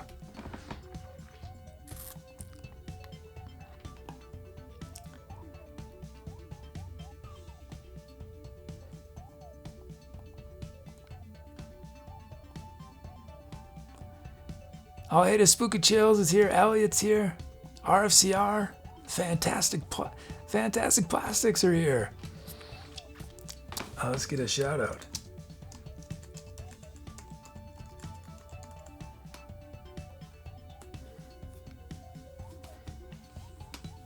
How are y'all doing? When's your next stream, Fantastic Plastics?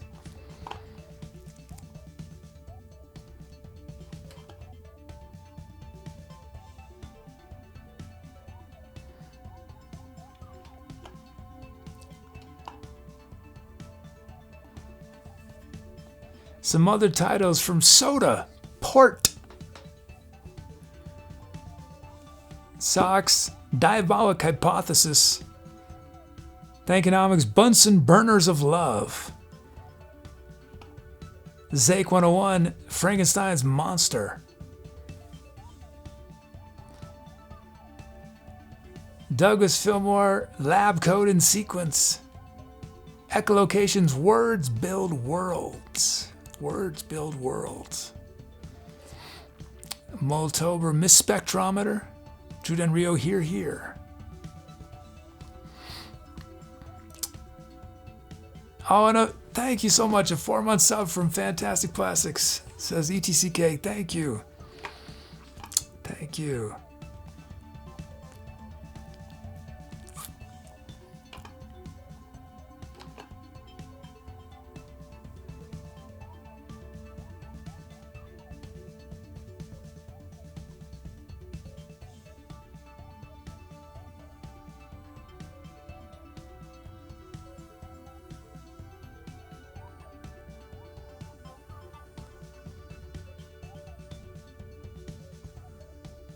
Echo says, I say the ones that allow me to have a deeper vicarious sensation. Most of my joy comes from sondering or deeply imaging the individual and trying to understand and know them.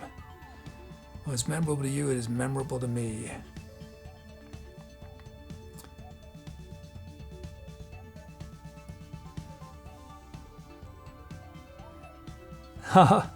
I'm glad to acknowledge you, Elliot.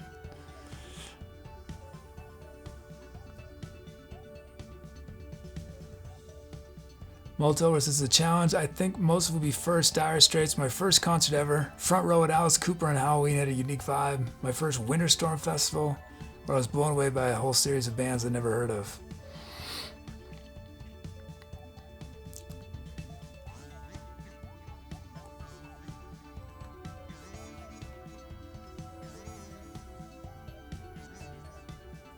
Chad, do y'all have any memorable concerts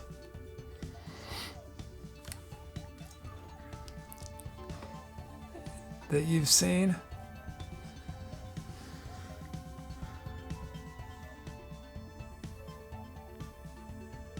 I haven't seen that many shows as you might think. As a musician, I feel like I should have seen more live shows than I have. I mean, I'm sure I've seen at least 100 concerts, but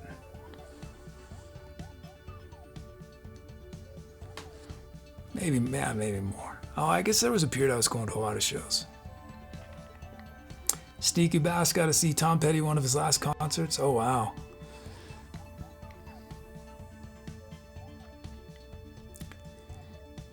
Echo says, I like the improv stories, some of the talks. What you say, play resonates in the moment. What you say between songs really lingers.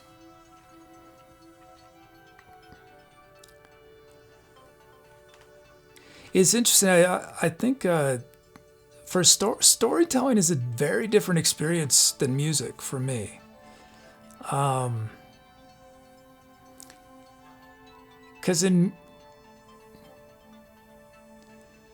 when I'm telling stories, I think my primary objective is to tell a story, which might seem obvious, right?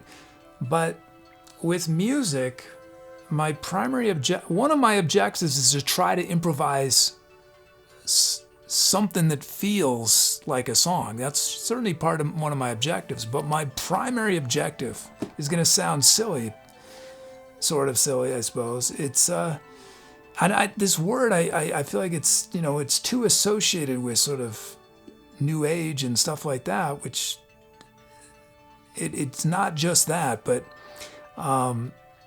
I would say my primary objective when I improvise music is a kind of transcendence, not in a spiritual sense, in a getting beyond myself, reaching, like escaping, finding freedom. I mean, I've said this always what I say, but that it's about finding freedom. It's discovering a new freedom that I've never experienced before. Storytelling, there's aspects of that, but it's more about telling a story. I'm not sure what that, I haven't really thought this through entirely. Media says, I used to sell shirts in the arena in the city where I live. I bumped into a lot of people, even insulted some by not recognizing them since I rummaged backstage to offer free drinks. Might have even bumped into Beyonce when she was in Destiny's Child, but can't be sure.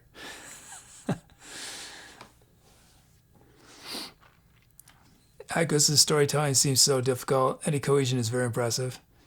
That might be, I think it may be because I haven't been storytelling as much, that I'm so focused still on form and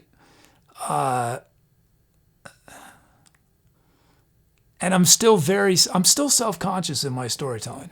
I'm not self-conscious when I improvise music. I mean, I'm sure, every once in a while I am, but almost never. So I hope to achieve that someday with the storytelling, to not feel any self-consciousness. But obviously I haven't been storytelling for the last 9 months, so.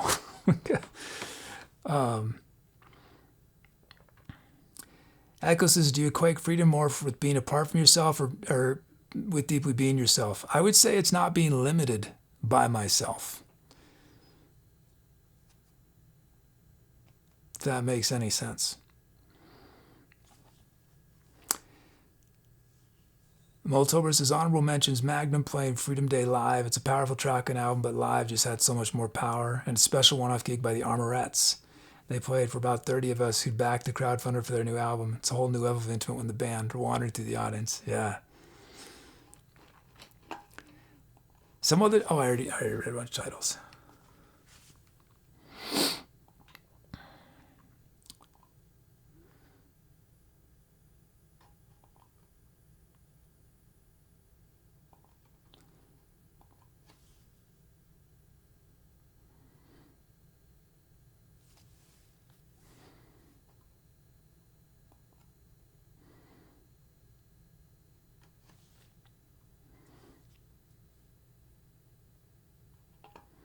Okay, let's end this poll.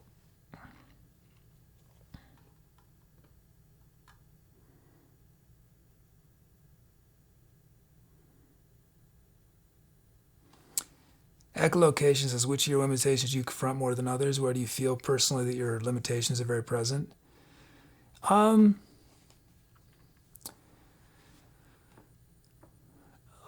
think the biggest thing is I can get very stuck in my head.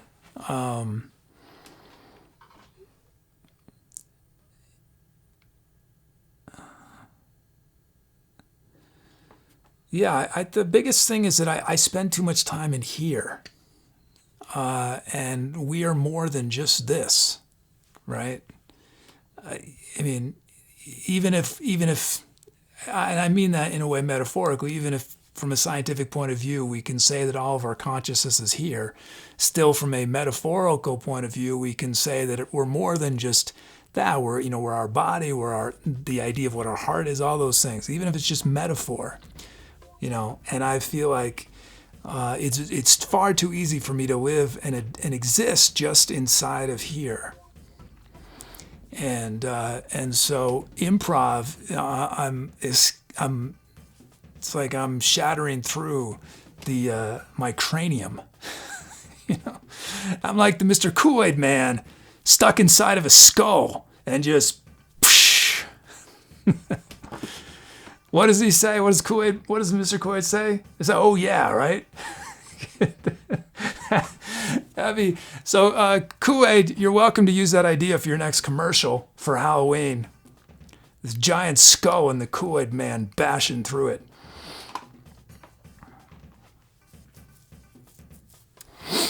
That goes, as you can deduce all brain activity down to electric impulse and chemical reactions firing in the brain. That's so far away from a true definition. C.S. Lewis, Meditation to Woodshed, talk about the distinction of perspective.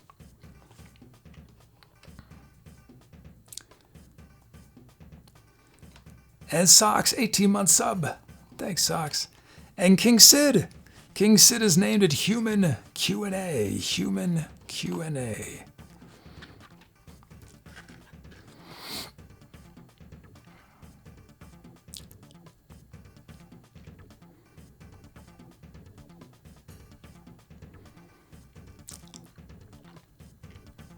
Oh, it is the first title. Awesome. Congrats. Congrats to King Sid. Hey, Spacesuit in Hell's here.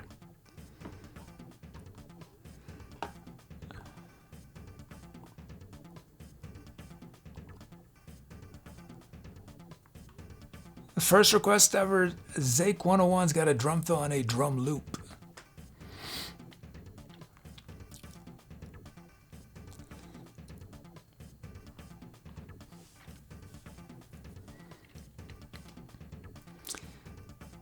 Milestones. Oh, it's Parada Legata's 5th drum fill, Parada Legata's 10th request, Iros and the Amazing Pants 700th request, Waha Muty's 800th sound.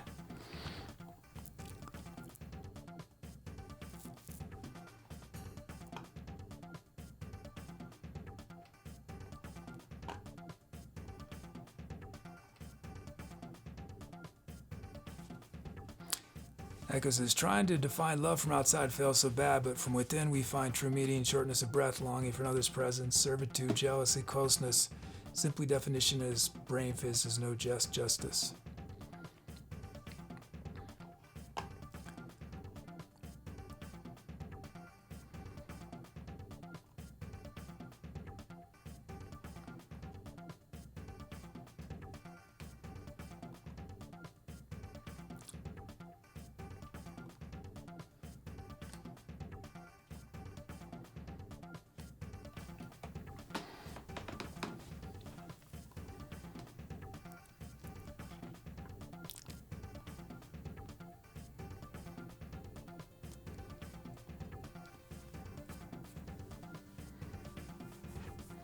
Have I heard of the Library of Babel, Zeke? I know what the Tower of Babel is. It sounds familiar, but maybe it's just because I know what the Tower of Babel is. Muty says, mind, body, and a banana, for instance, the material way the universe can manifest itself. Why you say it's my mind, my body, my banana is possessive, but it's not me. But I am not me, because I need my lungs to breathe, and the trees to breathe, and the trees need the sun to breathe, and the universe is fixed so we can breathe. When you spell me and flip the M, it spells we.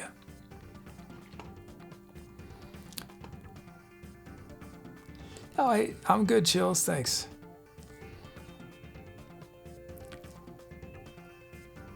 Oh, he says, don't forget the heartache of losing love. Yeah.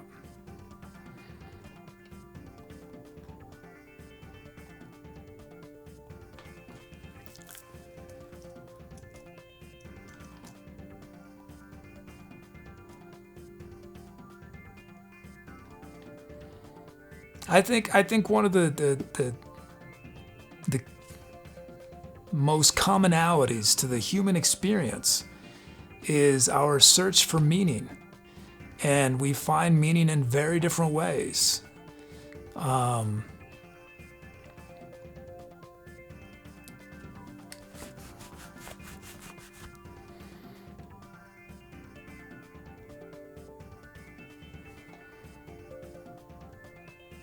You know, some people find meaning through other people. Some people find meaning through their religious or spiritual beliefs. Some people find meaning through their what they create. Some people find meaning through their work. Some people find meaning just through the act of survival.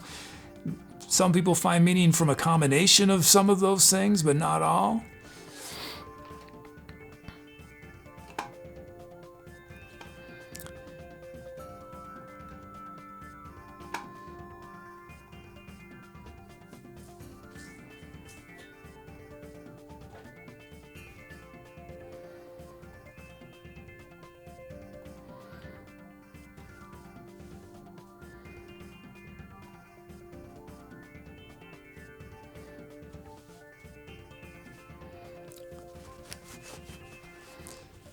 So Zeke, what is the library? Oh, there you go. It's an online archive of randomly algorithmically generated text. It's supposed to essentially contain every combination of letters possible. Oh, wow.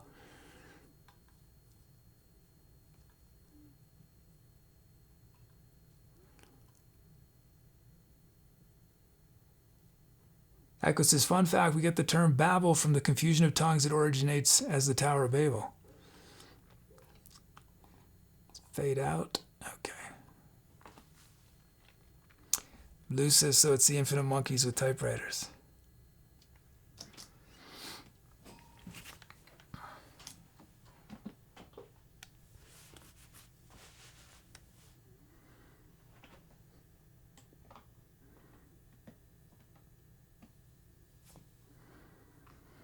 So for me, I have very much of an experiential view of what art is. Art, to me, becomes art when we experience it.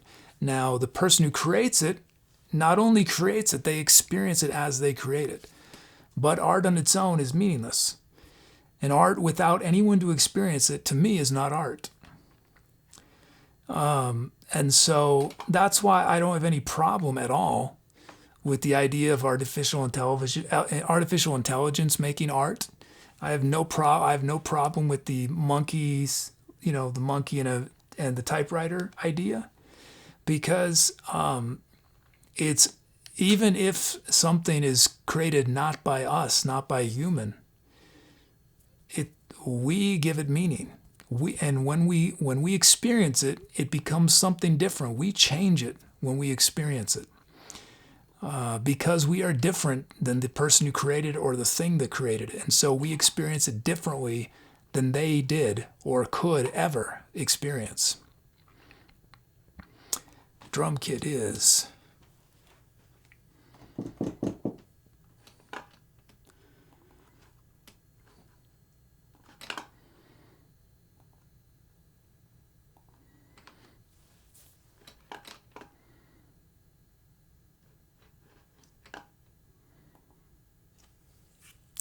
Zeke says, but if it contains every possible English text, is it possible to create something original? I think it's impossible to create something that is quote original, that's completely original. I don't care who, you can name any artist or musician, anybody, and they did not create in a vacuum. They were influenced by other people. They were influenced by other art. They would not have created what they created were it not for the influence of other people. Doesn't matter who it is. Mozart, Prince, Picasso, Matisse, I don't care who it is. I don't care if Miles Davis, doesn't matter who they are. They did not create in a vacuum. So we're all a product of the human experience, and we've all been influenced. So when we talk about originality, it's not an objective thing, I think. It's a very, it's not objective.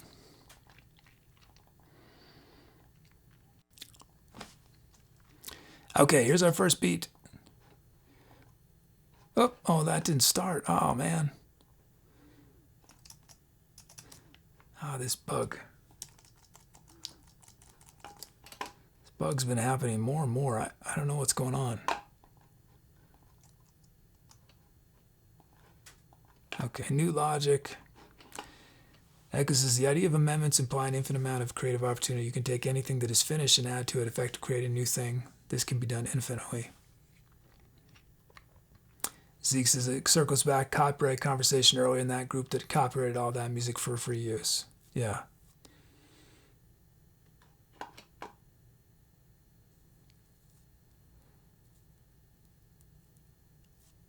Doug says, EDI, everyone does improv.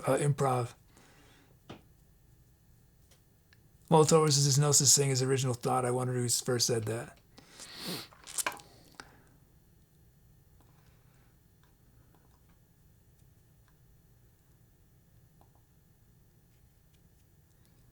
It's like, I've talked about genre, how most of us would be able to very easily differentiate between Metallica and Led Zeppelin and Pink Floyd and Pearl Jam and the Sex Pistols, or it'd be very easy for us to, we might not recognize the song, but we would say, yeah, that, we wouldn't think that a Metallica song was actually a Pink Floyd song. We wouldn't make that, But many of us would have no idea the difference between romantic music and Baroque music from 300, from the classical era, classical music. We'd have no idea. You would say, can you tell the difference? And they wouldn't know. You wouldn't know. And in 300 years, people might think that it is totally normal to listen to a mix of songs where you listen to a Britney Spears song and then a Radiohead song, and that they're just the same thing, basically. And that's because our perception of differences is much more in tune when we're just sort of, totally immersed in that world. But for an outsider, those differences seem very superficial. Because Britney Spears and Radiohead, they both are basically going to have drum beats that are relatively similar if you compare them to music that doesn't have drums at all, right? I mean, if you compare Mozart to Radiohead and Britney Spears, I'm sorry, but Britney Spears and Radiohead are more close to each other than Radiohead is to Mozart. Britney Spears and Radiohead are going to tend to be more modal, right? Mozart's not writing modal. It's all perception. Studio tight kit, and I'm just waiting for this to load. I'm having a technical problem. Sorry. Why is it not loading? Oh. Mode.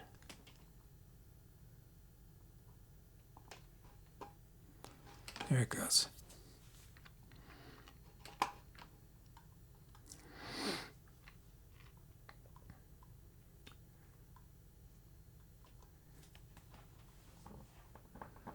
Muti says, you ever seen that documentary where the AI thing beats the Korean Go player?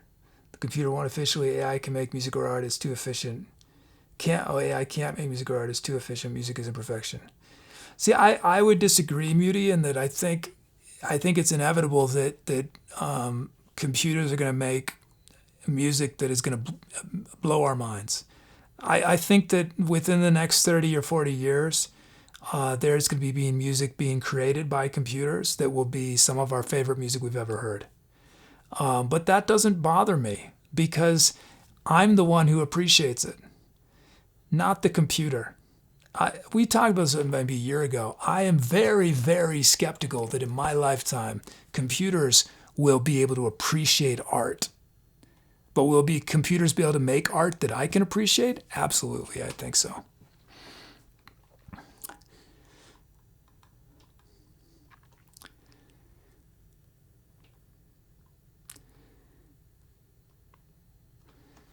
This isn't more than winning a game or losing. It can be measured in comparison. A computer can learn how to reach out and avoid another, while music is no wrong or right. You can still teach a computer to write pop songs will break charts. He says, I know which front... He says, I know which front singer's blonde hair I like more. Hey, Mechanical Bird. I'm on the big screen. I'm famous. I hope you're having a good dinner.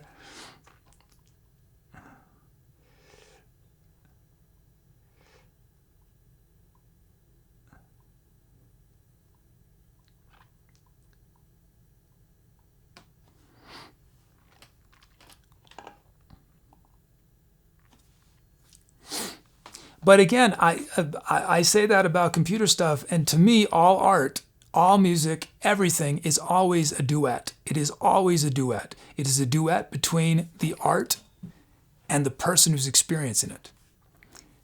That art is no meaning until, if I paint a painting, I have an experience with it, but then I die. If that painting is locked away or buried underground and no one ever sees it again, that painting has no value, zero value. It only has value when someone experiences it. And so that even, I remember, I've mentioned this before, when there was, I ran with a lot of sort of jazz kids when I was in late teens, college, and there was such hatred and animosity for Kenny G, just hatred. And some of it, I think, was just bitterness of why is this, this pop music why do people think this is jazz when this thing, that we know is this high art form is being ignored. There's just that bitterness. But and granted, I cannot say that I would seek out Kenny G's music. But the thing is that something that sounds sterile to one person can be amazing to somebody else. And the art hasn't changed, right? If Kenny G records an album, that album is set in stone. It's never going to change. The zeros and ones on the CD are not going to suddenly rearrange themselves. That's what it is. And yet one person will hate it and think it's the most vile thing. And the other person might cry every time they hear one of the songs. It's a duet. And in one, it's a bad partnership. It's a bad relationship. And in the other, it's harmonious.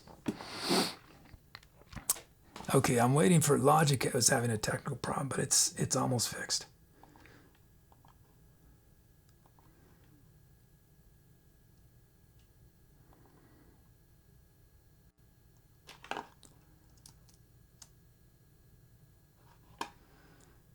Okay, there we go. First up, we got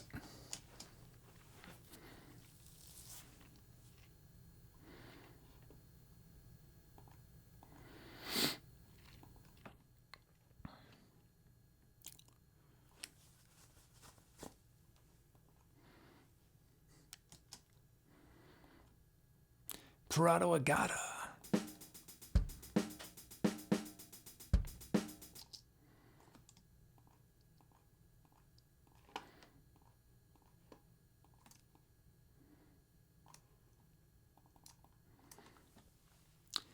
Thankonomics is also valuing more approachable examples of art to get people to dig deeper as they get interested in Kenny G as a gateway to more classical. Yeah.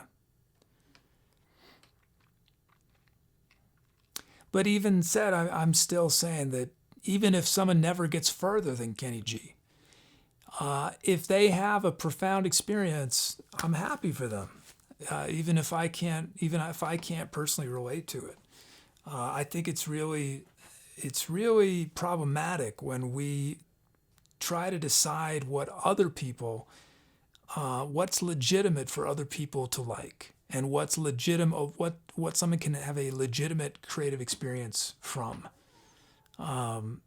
It assumes that we're all exactly the same, but we're not.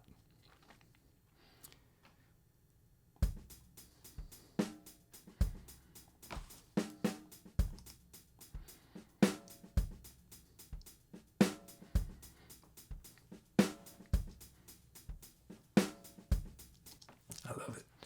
Okay, next up, Zeke. Mechanical Bird says, all art sets up the relativity by which we judge any other piece of art, and for that reason alone, it's useful and good.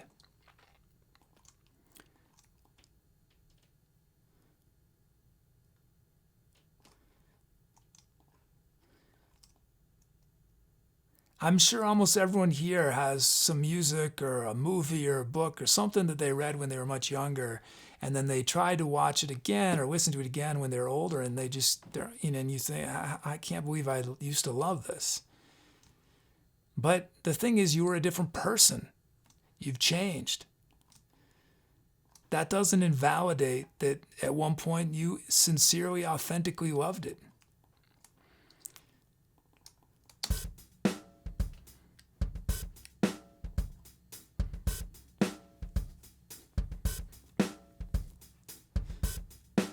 McCann versus we all have guilty pleasures.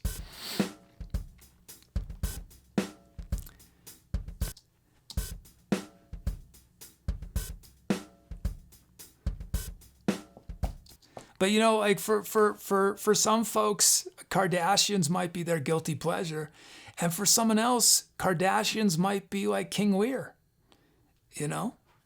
It's hard for me to comprehend that.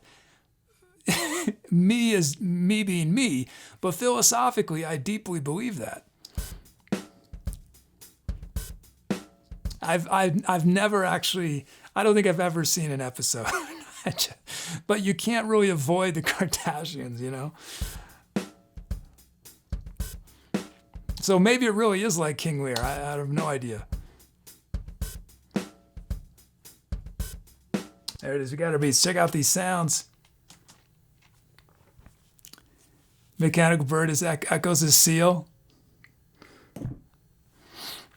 Hey, Seal can sing. That guy can sing.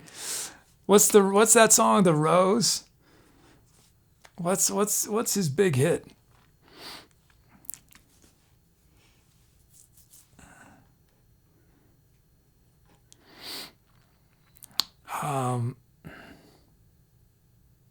Kissed by a Rose. Yes. I'm gonna have to go listen to that after the show. Okay, 100 Carats of Love. Atomic. That's GD Bill. Rowdy Reddy Sugar. Atomic Dago.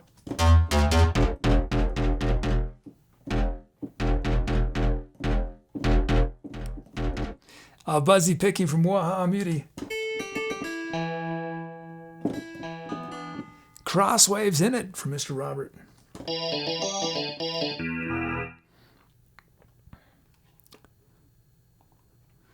Stegosaurus Blues from Iros.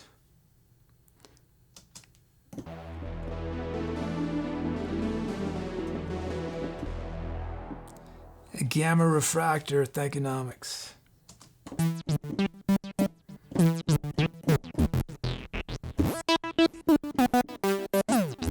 Oh, it's just Uncover, Muti. I wasn't sure if that was a rhetorical question, but...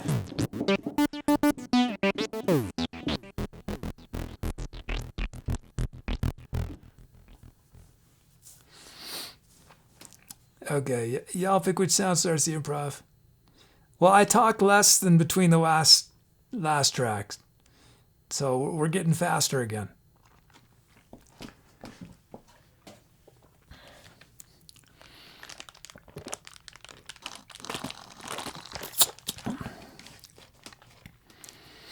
But, you know, my first experience in music was with classical music. I went through the classical music tradition.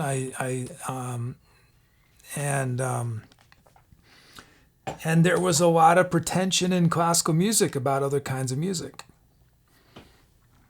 And it really bothered me. And then I found it in other musics as well. You know, I found it in jazz and even rock music. There are people who will deride anything that isn't rock as not being, you know, authentic or raw. I mean, I don't know. I think the problem with that, the problem with trying to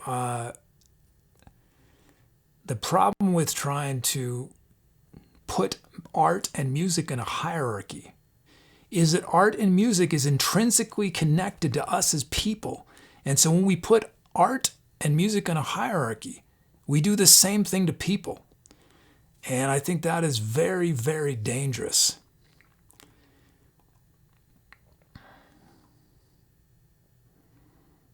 And it's not to say not having opinion. I believe I have very strong opinions. There's things, art and music, that I cannot stand, but there's a difference between having an opinion that is very much your opinion and stating something as if it is an objective fact that applies to everybody, not just you.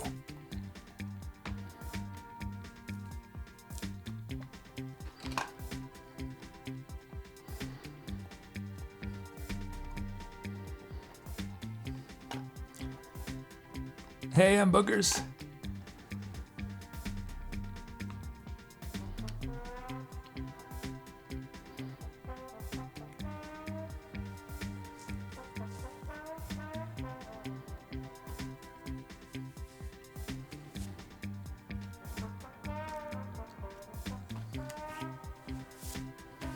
Muti says, who is your favorite composer? I'm studying the classicals now.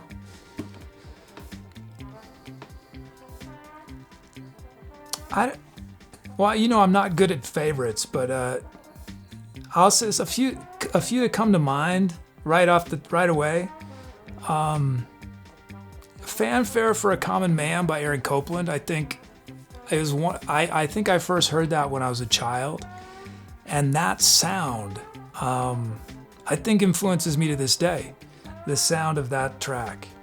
Bela Bartok. I love Bela Bartok. Love Bela Bartok. I probably have some. Do I have some Bartok in here? Somewhere I think I have some Bartok. Let's end this poll.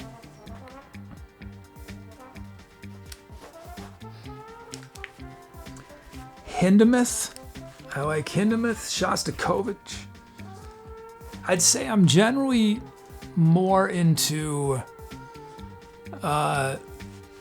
more contemporary classical music. Contemporary meaning, 1900s and on. But there's certainly some Mozart that I like. I'm not huge into Bach. I appreciate it. It's sort of mind blowing. Bach is mind blowing, but I don't. It doesn't emotionally get to me. Although some of the Glenn Gould stuff is, I like Glenn Gould playing it.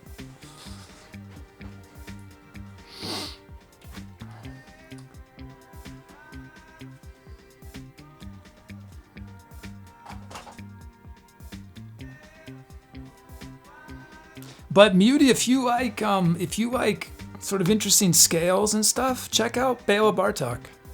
Bela Bartok did a lot of, I think, Eastern European influenced writing. So there's really cool sounds in that's unfamiliar, at least for me when I first listened to Bela Bartok.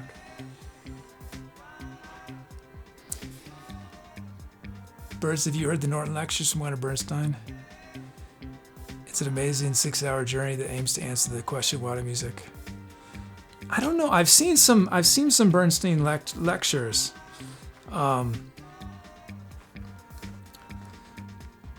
Leonard Bernstein is was a classical conductor and a composer. Yeah, you know what I've seen? Mechanical Bird is Bernstein's done some things for kids. I've seen that. I think he did some concerts for kids. I don't know if that's what you're talking about. Or no, that sounds different, yeah.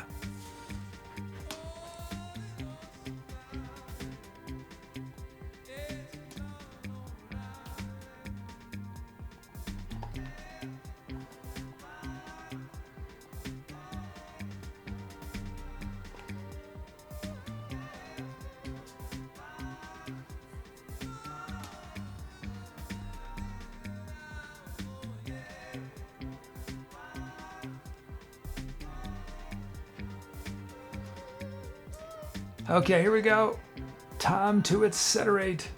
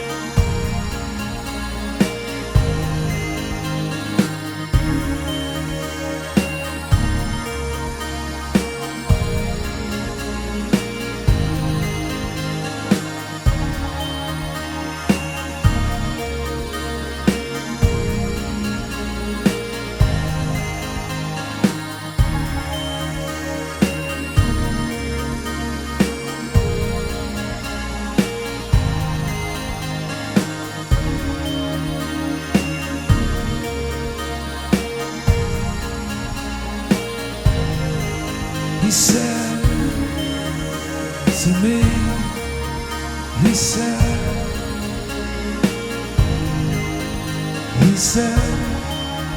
to me, he said, you can drive there in your cars, only 15 days to Mars.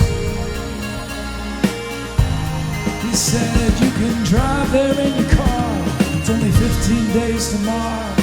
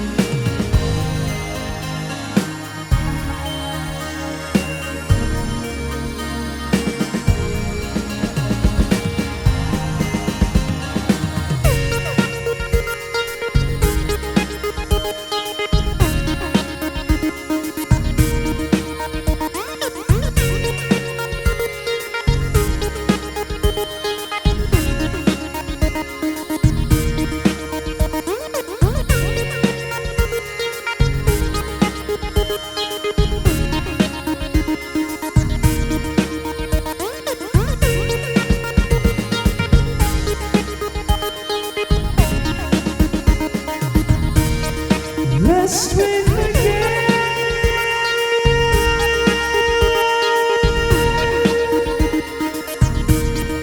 lest we forget,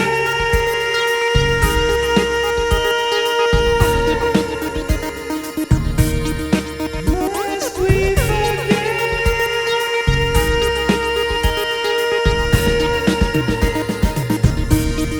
lest we forget.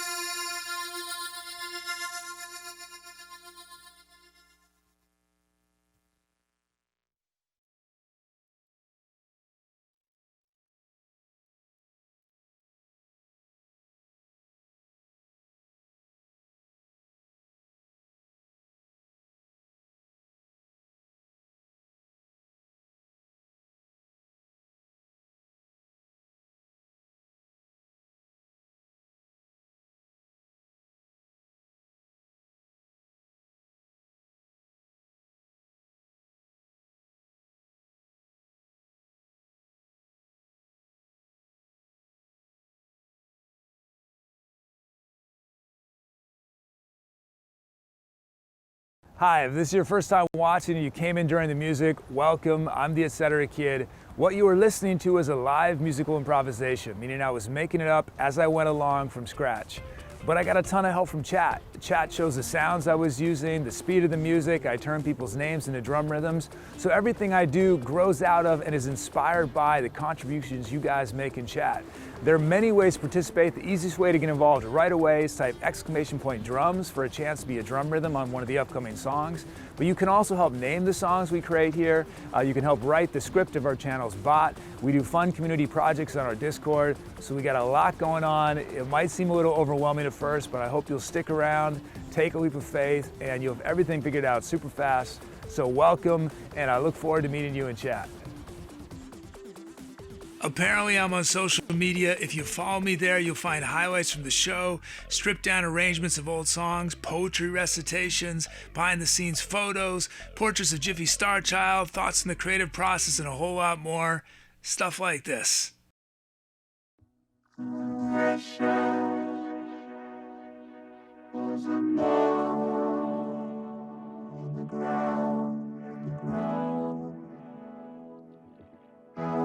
I was a mole in the ground. As if I was a mole, I'd weight that mountain down. If I was a mole,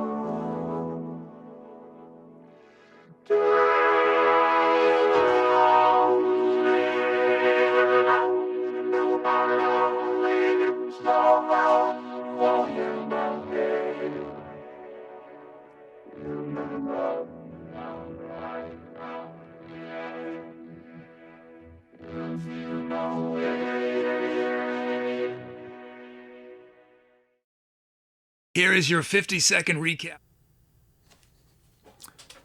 Thanks for those calps. Thank you. Titles: Echolocations with Electron Velvet, Boo with No Qualms Under Fire, Mr. Robert, Quiet Meditation, Rose and Passage of Faded Time, and Thankonomics Updraft Elevations.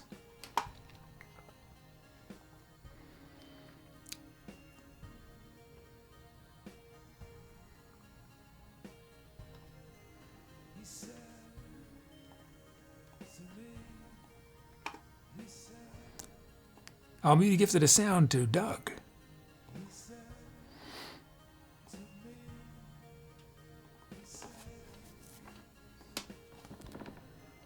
Oh, welcome to BP 103. Salonio Mazzaldi, hey. And Scotty P's here.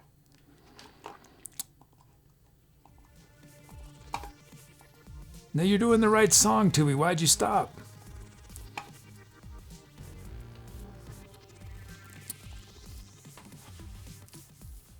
We're still gonna get 4 tracks in today. We're gonna do one more. Oh, and I used titles from, did I say it? Elliot in 15 Days to Mars, and I used Staffy. Lest, well, you wrote lest we. I forget what you wrote. I changed the last word. Lest, it's not. Why is it not on screen? Lest we regret, and I think I sang lest we forget.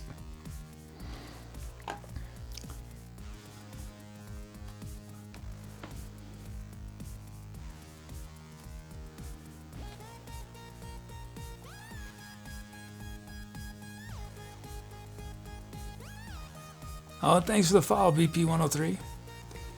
Thank you. And you're going to be a drum loop on this next track, BP. I'm going to turn your name into a drum loop.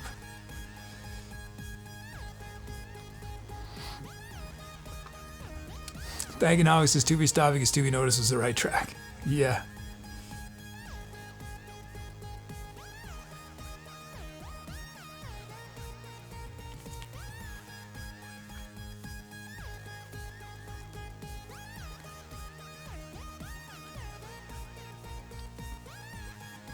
Send this Pope. Some other classical composers, Muti, Berlioz that I liked. Some Mussorgsky. I like a lot of Chopin.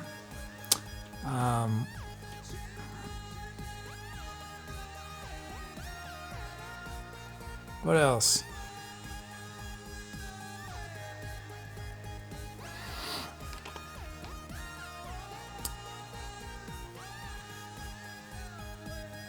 Or no, did I say this wrong? Muted, yeah, Muted gifted to Doug.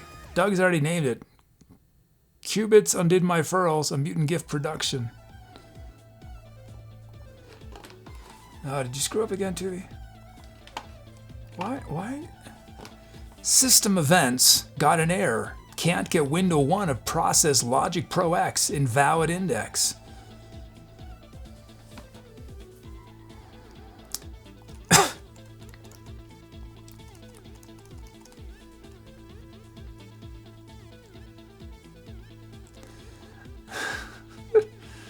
Okay, remote scripts. Melba Queen. Okay.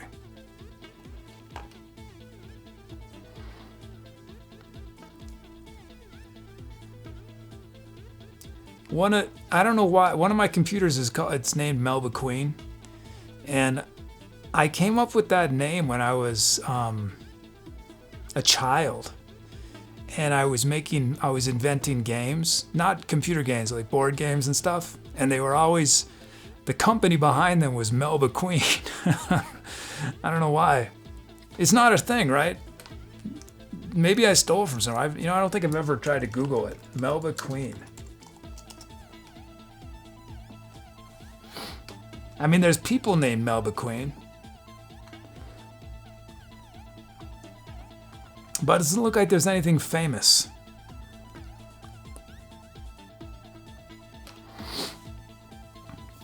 I don't have any of those games. I don't know what happened to all of them.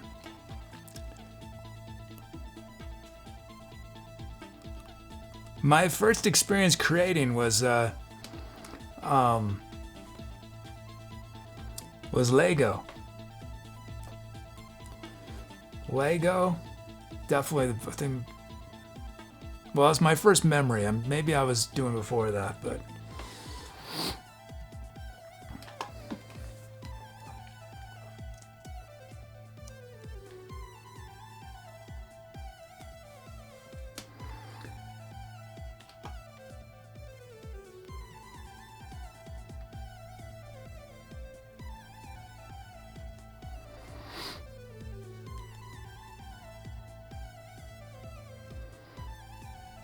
The Etc. Kid was a name I came up with in high school, and I never really used it for anything.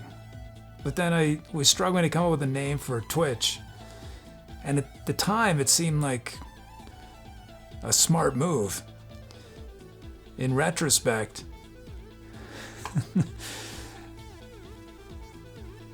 maybe not the best name. It's Rosen, did I say that? Passage of Fated Time. Rosen has named it. Thank you, Rosen. Logic, you gonna open?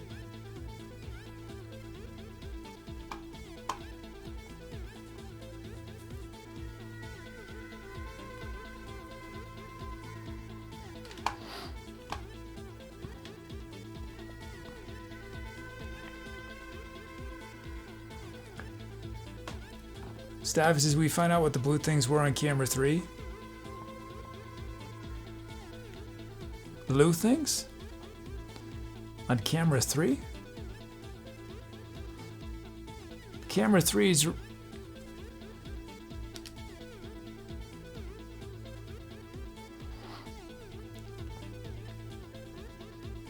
Oh, you mean something you can see from camera 3?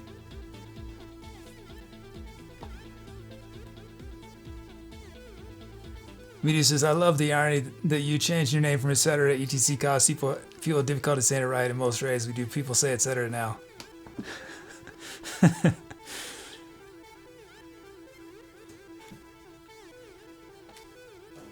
which is good. Oh, behind one of the monitors.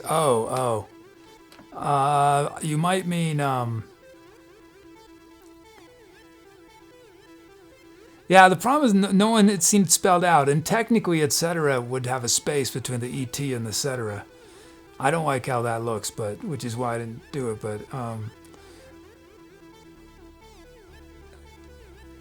But yeah, I mean, I think ETC Kid. I mean, it's impossible to know if it was a good decision. I personally preferred how the etc. Kid, the way I preferred how that looked, but I don't get too hung up on names, having had a number in my life already. Let me show you. Tell me if so. Is it well? Camera 2 can't see that much. I mean, camera 3 can't see that much. This is camera 3's view. Do you mean camera 2?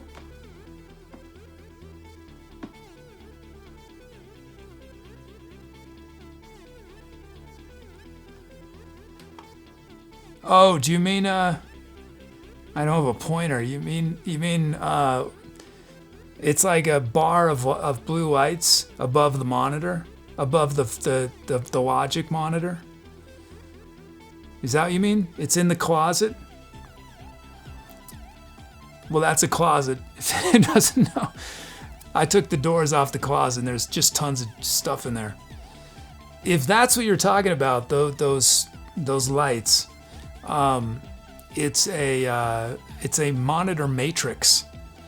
It's not a monitor, it's just a little metal, it's like a rack mount thing. It's awesome. So I have 4 monitors and it allows me to change what computer is in each monitor. So I can, well, y'all see, you can watch it happen. So I have 4 different monitor setups. So I can go to monitor 2. Oops.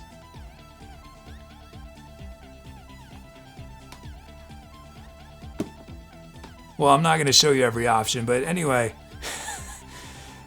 just with a button click, I can move things around, which is incredibly useful. Incredibly useful.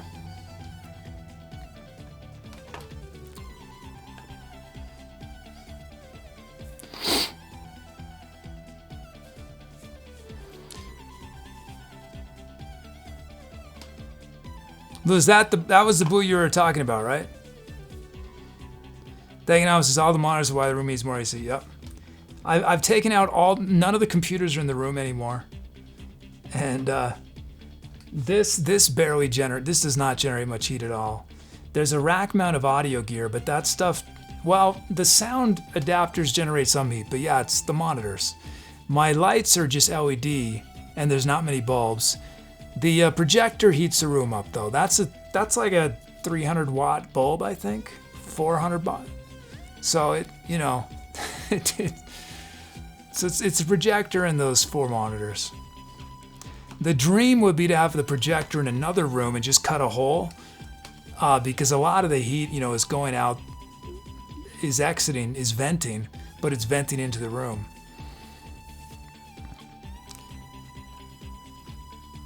But really, the ultimate dream is for them to invent something where I can use just monitors in my glasses. Because this current setup is not going to work forever because my eyes, it's harder and harder to see from far. I'm really far away from these monitors, but they have to be positioned the way they're positioned or they'll obstruct the camera views. I don't know if y'all can see from that angle, but so when I'm talking to y'all, I'm talking from a camera that's right there, and you see how I've carved out space right here for that camera. And then when there's the full screen shot of the light show, it's a camera right there. And same thing, I've carved out space for that. If these monitors move even like a few inches closer to me, they're gonna start blocking the cameras.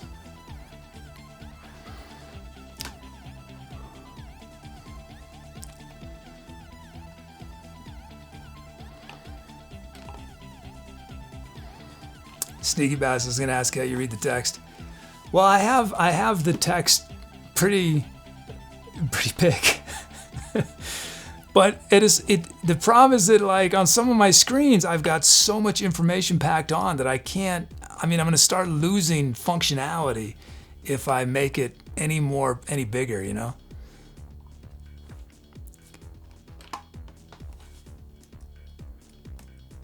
Oh no, I should not. Oh, what did I do? Oh, I screwed up. Wrong computer.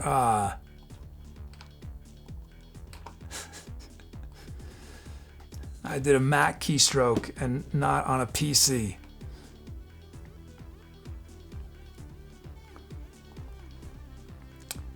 Fortunately, man, this SSD has been awesome.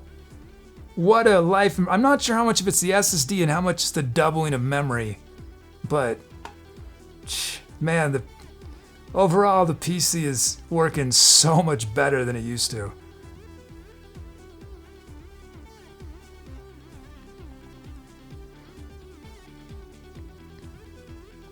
And I'm so glad I spent the extra money for the 1 terabyte.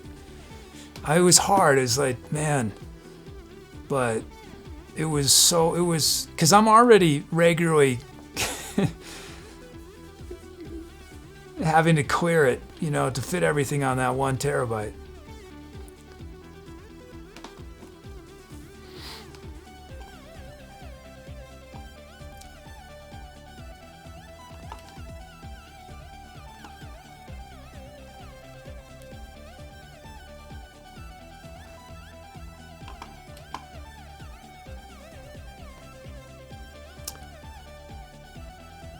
BPO3 setting up a NAS. I don't know what is a NAS. I might just not know the acronym. What is it?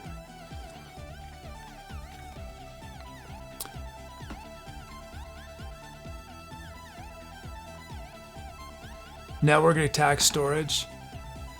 I mean, I have currently at this precise moment, I have about 20 terabytes connected to all the to the PC. I have 6 hard drives. Yeah, 6 hard drives are in the PC. But there's just the 1 SSD in the PC, and then 5 other hard drives. In total, I have what I forgot the number, but we have in total. And I mean, in terms of drives, I'm staring at underneath that in the closet. I'm staring at there are about 22 to 4 terabyte drives. In total, I think I have about 30 in total.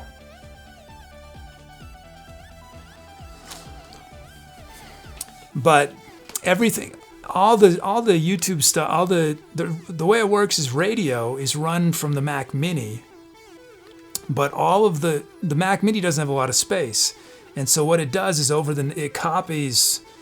it periodically copies new songs. It replaces the songs it's just used and copies new ones from the PC over the network. So I'm regularly doing stuff over the network, storage-wise.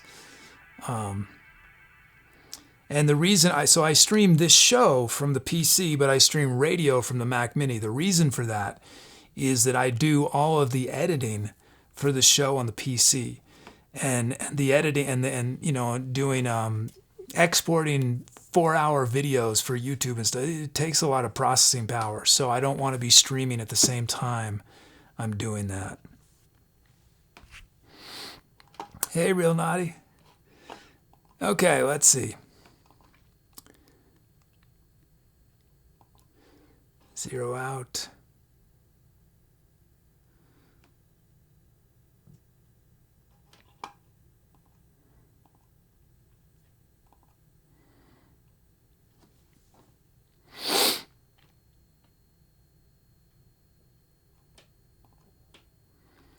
Oh yeah, BP103. The only reason I have that much is because I'm a streamer and I back up the shows.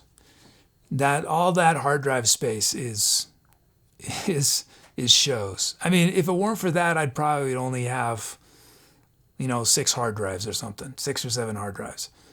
But I think we go through 2 4 terabyte drives we're doing fewer shows than we used to, but it's probably 6 months, I think. Every 6 months I need 2 4 terabytes, something like that. Or 4 months, I can't remember.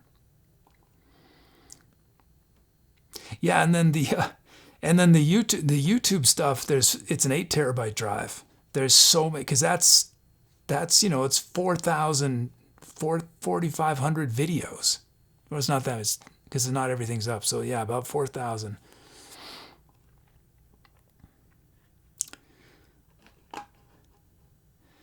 Okay, we got it. Everything's loaded. Good.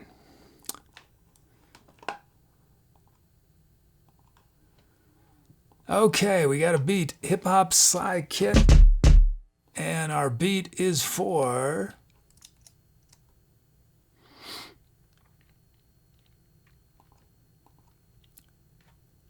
BP. I'm not even 4K video. I'm not even 4K. I'm 1080p still. And it takes that much. Yeah. And I'm not even recording at at the highest. I could record at higher quality than I do. I think a 4-hour stream takes like 40 gigabytes or something. It's something like that. It's around 10 gigabytes per hour.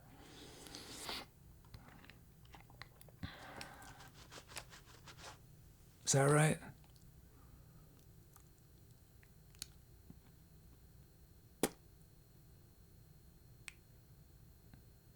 Yeah, something like that. Yeah, TheMolesRevenge has a ton of hard drives. Okay, let's see. Here we go. King Sid. Here's King Sid. Raw from the drum generator.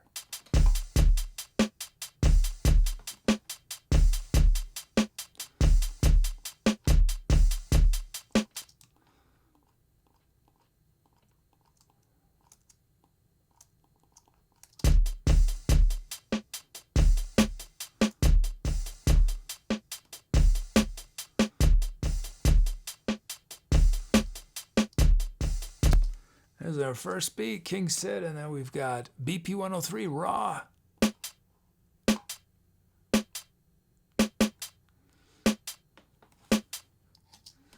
So BP, when I designed the drum generator, I thought that I set it up to work with numbers, but it turns out I didn't.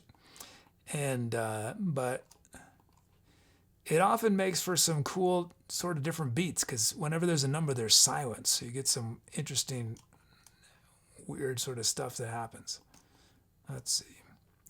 So I'm going to add a few notes.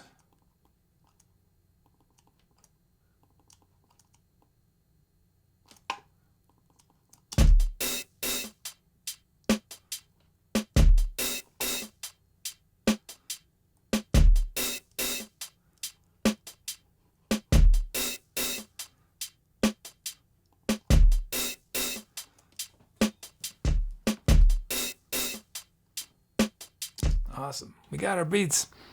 Let's check out our sounds. First up, an entire paragraph from Muty.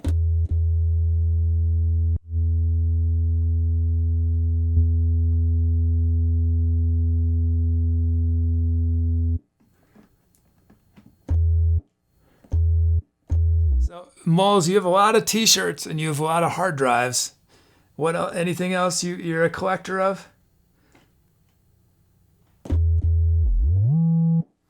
I think the only thing that I have a lot of are hard drives and records.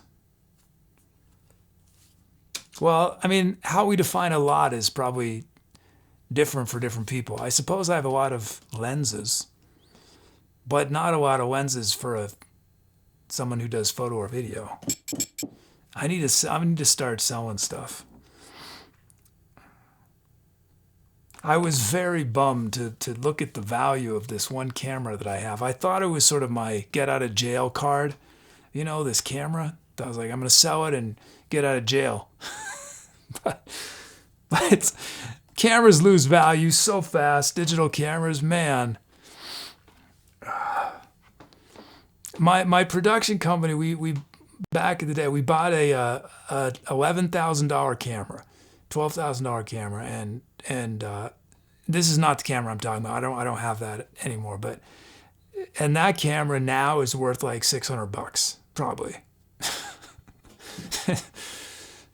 It was, and we bought it when? Maybe 6 years ago? 6 or 7 years ago?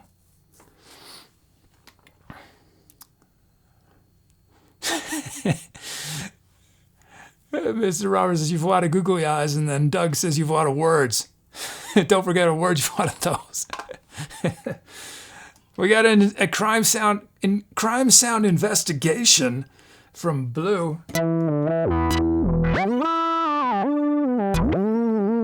VP 103, you collect old computers for chiptune? Oh, that's awesome.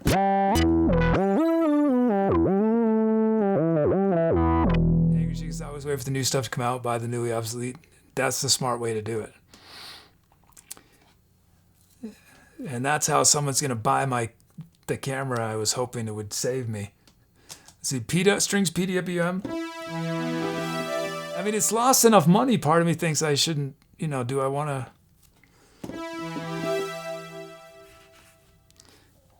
Tell us about library cards. Oh,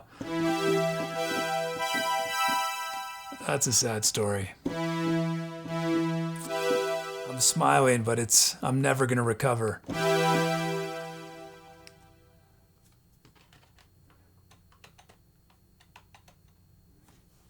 I mean, it's quite an experience to just be driving in Oakland. I got a call. I think I told everyone this, but I had a safe, and a big safe. I mean, I don't mean a little tiny safe. I mean a huge safe. I mean, it wasn't this tall. It was about this. It's about that tall. And I had it at my house in Oakland, and I didn't have anything of monetary value, significant monetary value. I had lots of hard drives in it because it was a fireproof safe. It was my backups.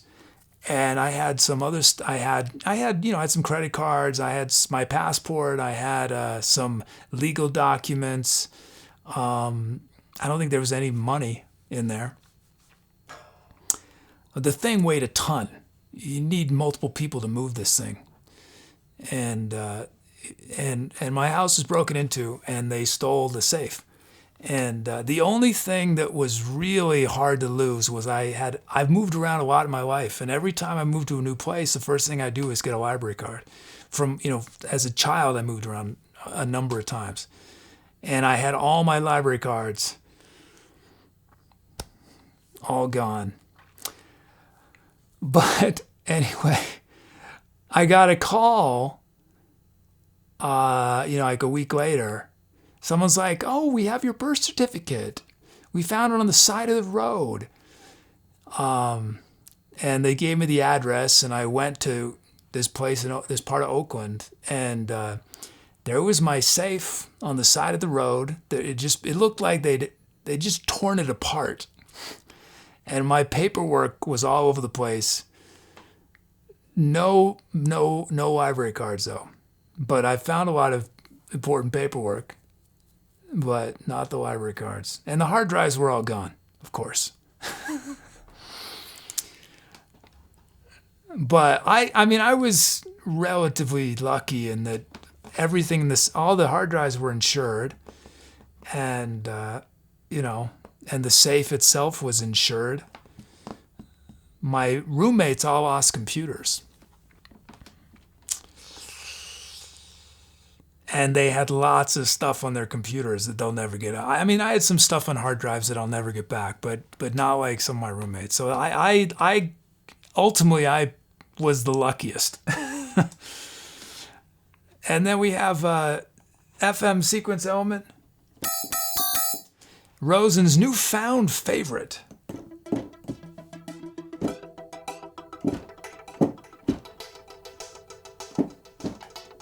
Oh, Thankonomics used to be librarian. Library cards being kept sounds like a plot from a novel or something. I had a lot of library cards. I must have had at least 20 or more, maybe more.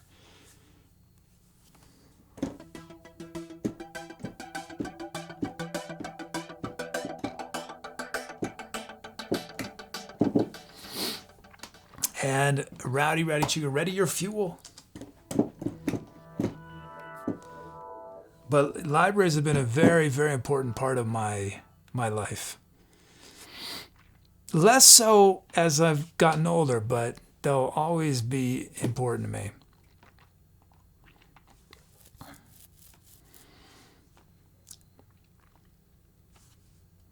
Okay, y'all pick which sound starts the improv. Oh, thanks, Thankonomics.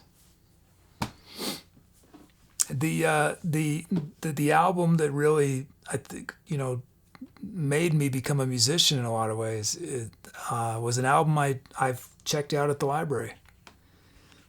I was a teenager, and my local library had a big record collection, a big jazz record collection. And I just started working my way alphabetically through their record collection. You could check out, I think 6 records a week, 12 records a week, and every week I would check out a new batch of records.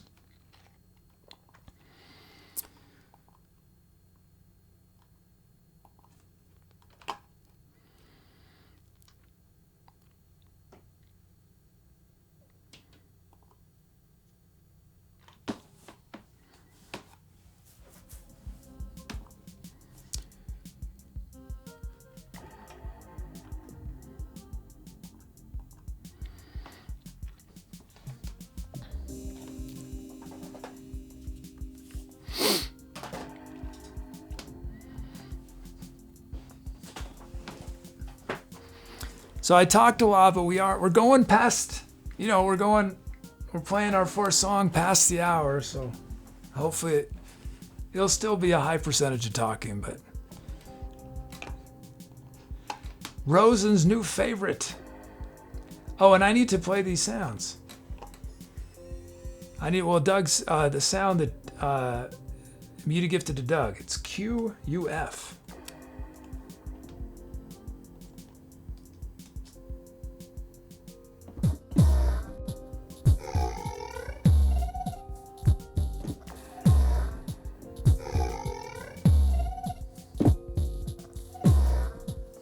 What is this?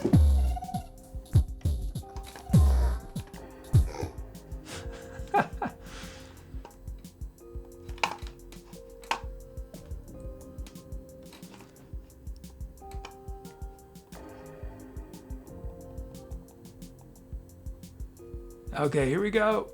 Time to accelerate.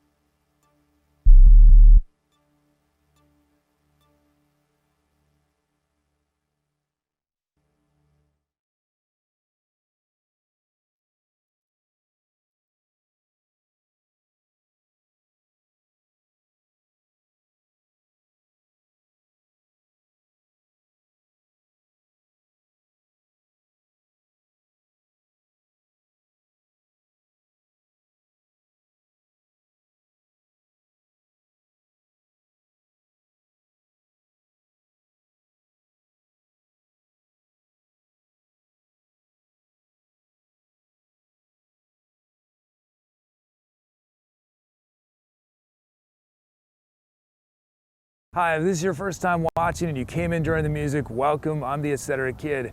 What you just heard was a live musical improvisation, meaning I was making up the music from scratch as I went along, but I got a ton of help from you guys in chat. You guys chose all the sounds I was using, the speed of the music. I turned your names into drum rhythms that powered the song. So if you want to get involved, the easiest way to do that right away is type !drums in chat for a chance to be a drum rhythm on one of the upcoming songs.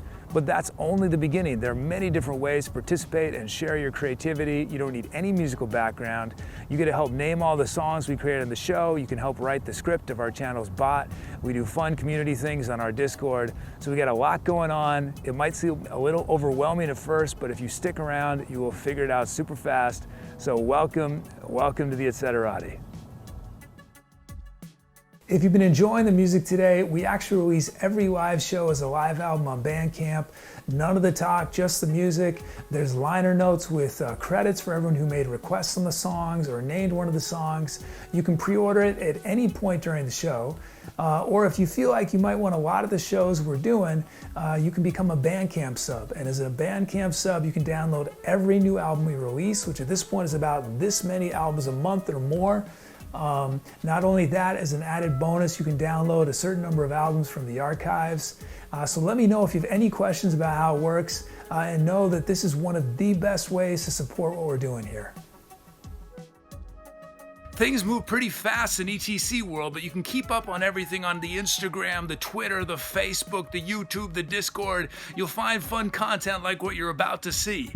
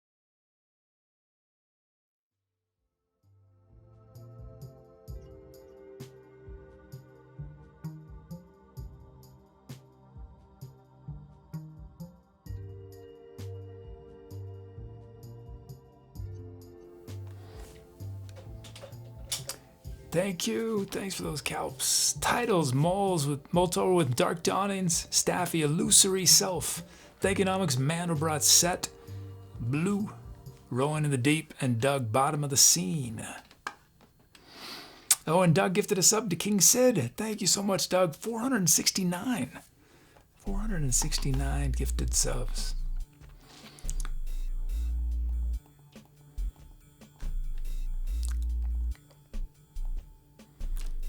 Oh, hey to Bishop Elbows.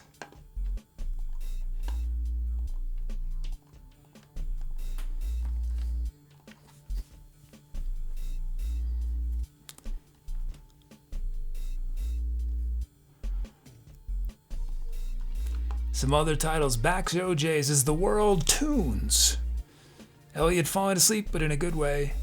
King Sid, Whale, Water We Have Here. Wah, Muti Magna Library Carta. Spookier Staffy. Hype Pass Filter. Thankonomics. Subterranean Signals. Electric Boo, Sub, or else. Douglas Fillmore, Hurts to Listen.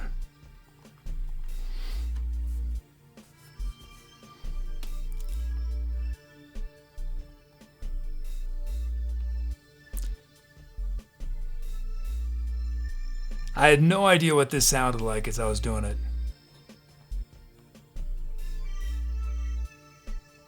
Because all I can really hear is the actual melodica.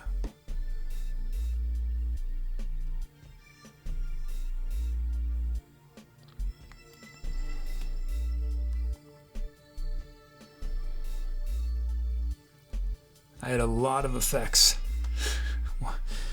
I had chorus on it, flange. I was like, hey, I'm going all the way. Let's put phaser on it too. And I'm gonna move the phaser around. And then lots of reverb and delay.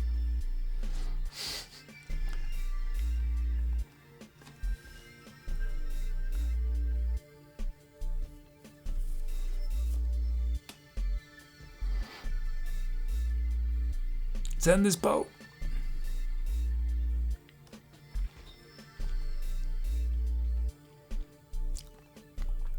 Break this tie. And it's Thankonomics with Mandelbrot Set. Awesome. Thanks, Thankonomics.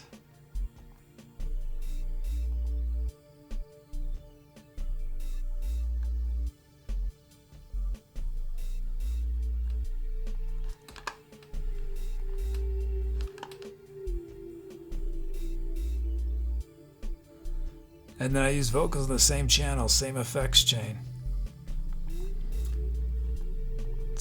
It's eerie. Eerie. This is why are all the tiebreakers Greek gods? So when I started the show, it was this. I mean, it was this concept, right, where chat makes requests. But I knew that I'd have no viewers. Nobody would be watching. So I thought a fun way to make there be requests is to create what we call the RNGs, the random number gods, who would make the requests, so that I could do the idea of the show without having any viewers. And over a 4-month period, we eventually we got to the point where we had all the requests were by humans, and we didn't need the Greeks to make requests anymore. But I continue to use the Greeks to break ties. But that's where they come from.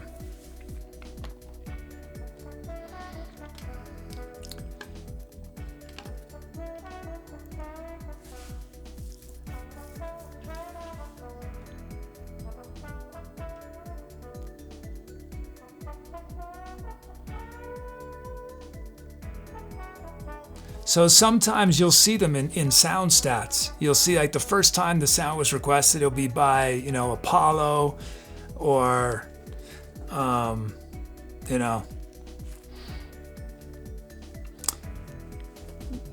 many are there?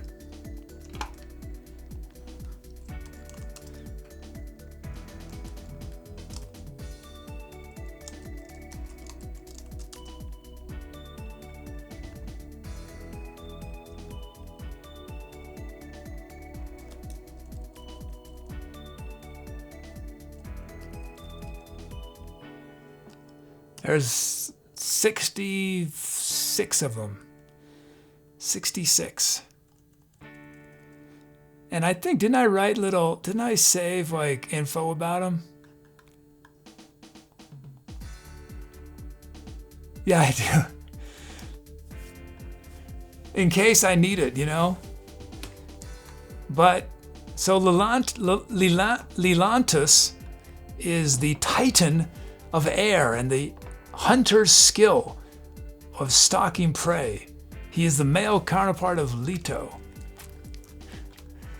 Eurynome is the titaness of water meadows and pasture lands.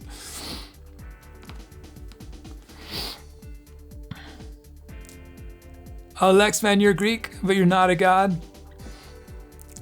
I'm curious, Lexman, did you study, is it standard to study Greek mythology in grade school, or is it not really taught? Because I feel like in the United States, I'm pretty sure we studied mythology, didn't we? Isn't that pretty standard to study a little bit of mythology?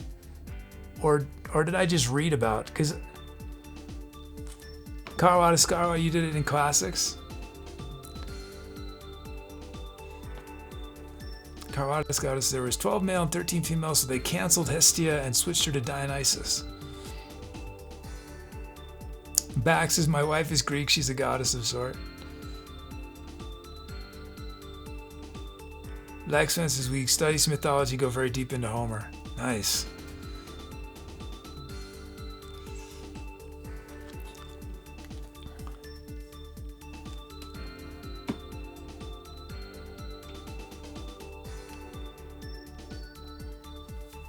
Yeah, mythology.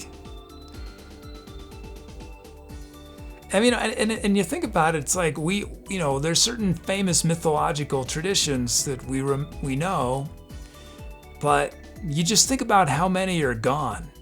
They're just amazing stories of some group of people that lived on an island in the Atlantic Ocean, and they're gone, but they had this whole.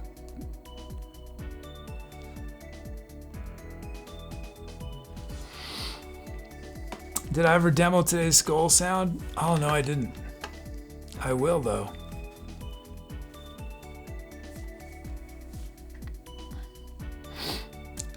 Carlotta says, growing up in Catholic background, I was fascinated by Greek mythology.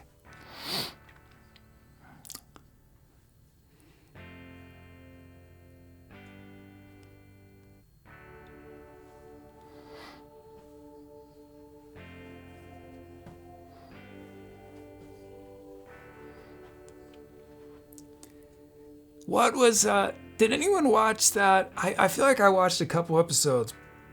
That American Gods. Wasn't the premise of that something? I forget. Were some of those gods from actual mythology? Or were they all new gods? I mean, I know they're in the story, they're old, but were there some? They all are?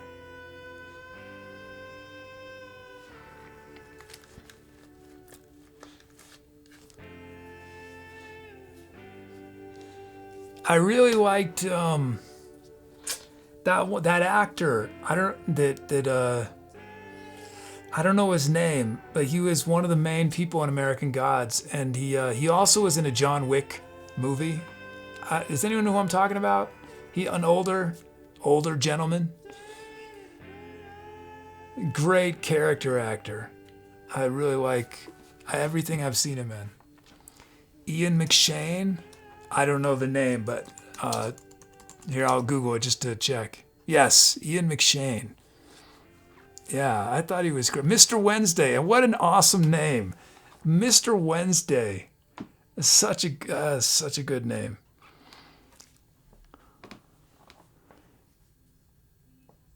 I gotta watch some other shows that he's in.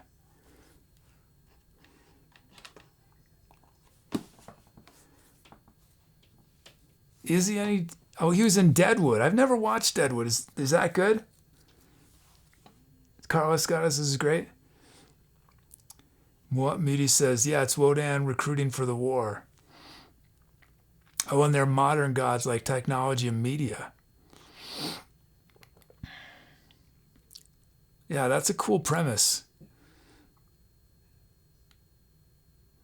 I like westerns. I like that genre. Says he was in Hot Rod.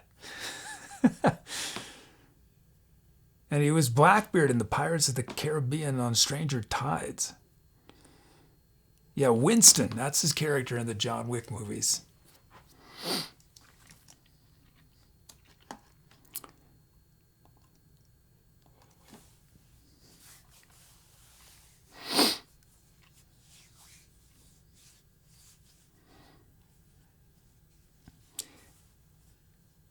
Angry Chicken says, I still like the name Cthulhu Jazz Hands.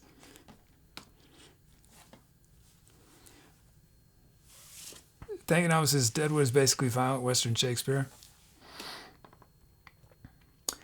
I need a new show to watch while I do my YouTube Bandcamp video stuff. So I don't really watch.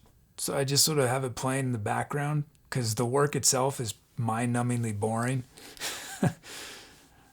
It's just really repetitive, and so I don't think it's Deadwood. No. I think I generally like cartoons as background. And I just finished Axe Cough, which was awesome. And I don't know I don't have any idea what to do next. I feel like I've seen most of the, the big ones. I was watching before Axe Cop, I was watching Venture Brothers, and I really liked it for a while, but I don't know. I got bored. Even with it in the back, I'm sort of, I think it's good, but I'm done with it. I can't watch any more episodes. I don't know why it happens sometimes. Does that y'all happen to you? Where just show you like it, but then just one day it's over. The romance is over.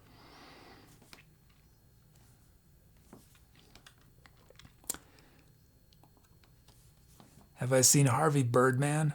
I don't know if I have. Is that one of the Adult Swim type shows?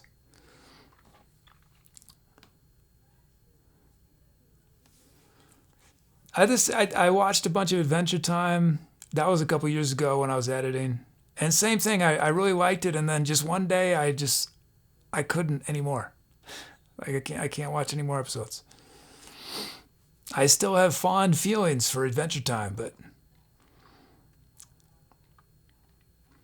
Harvey Birdman's on Netflix. Classic cartoon characters and crazy court case. Oh, that sounds fun. Yeah, I'll try that definitely. And Carlos Scarlatus is my octopus teacher. I haven't heard of that.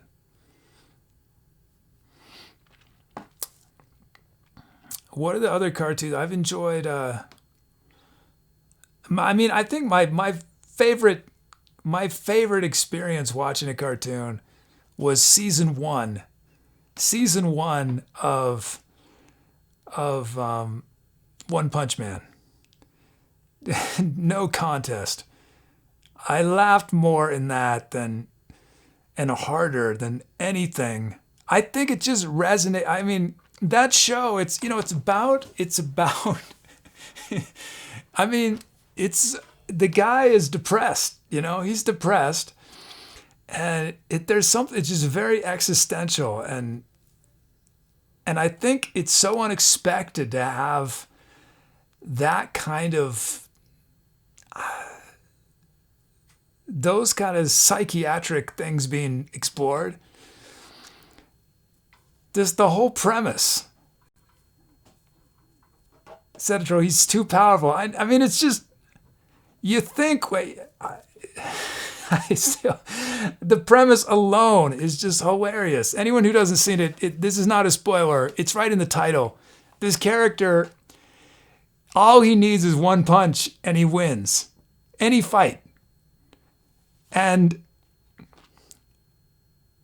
life turns pretty gray if there's no challenge, right? But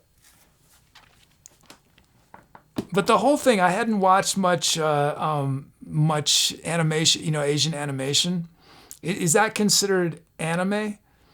I don't know. I don't know all the the terminology, but and I also, so it was the first time I'd seen things where they do the different animation styles. So most of the time, One Punch Man is just very unassuming. He's got this egg-shaped head. He's bald. He has a cape and stuff, and he's got this silly superhero costume. And he's got no muscles. He's like the scrawniest guy. And that's what he looks like most of the time in normal life, right? But then sometimes when he's fighting, they animate him in this, more traditional superhero style way. But I love the, I feel like the change of the animation styles also captures sort of the psychological thing that he's going through. Yeah, the second season, I watched it, but it was not an experience like that first season.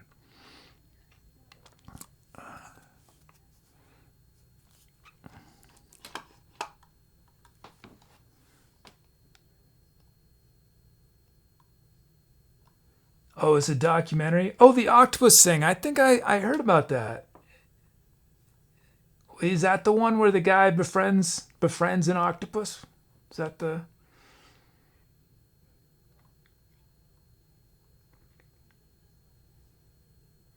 Thankonomics, I love the episode where he has a dream, where he has a challenge. You know, this is a nice callback to what we were talking about earlier. How both echolocations and I expressed the sentiment that if we ever did something that we thought, I don't remember exactly. I don't want to quote Echo because I can't remember exactly how Echo said it, but the way I said it was, if I ever did something I thought was perfect musically, I'd be it. I'd be done. I'd stop. I'm not worried that will ever happen, but this the whole One Punch Man idea sort of captures that. He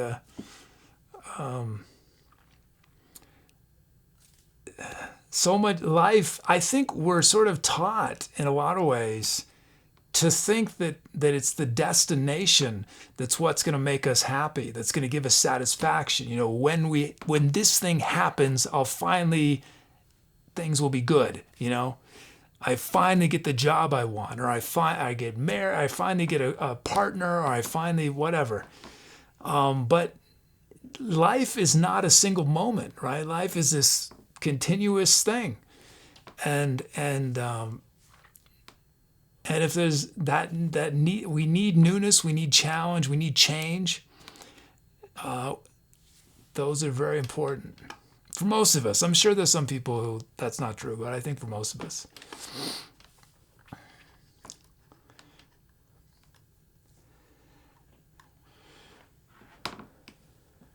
Media says you use Crunchyroll. It's a free basic with some ads. They have a bajillion anime. You recommend One Piece, Naruto, Gintama. Let me write these down. One Piece, Naruto, Gintama. The only other anime thing I've watched, and I don't know if it's technically considered anime, was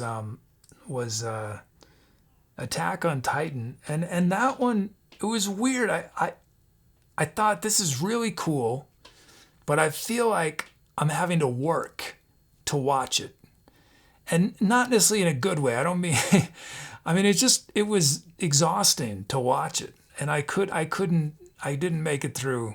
I think I only made it through maybe the first season.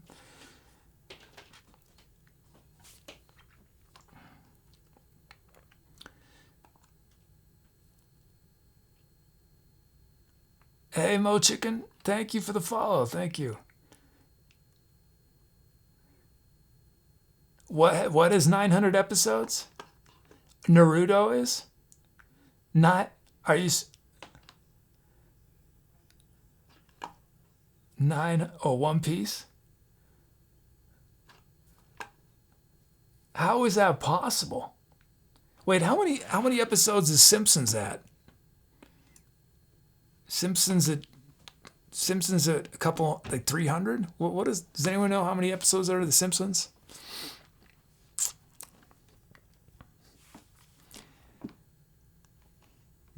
They're still making The Simpsons, right?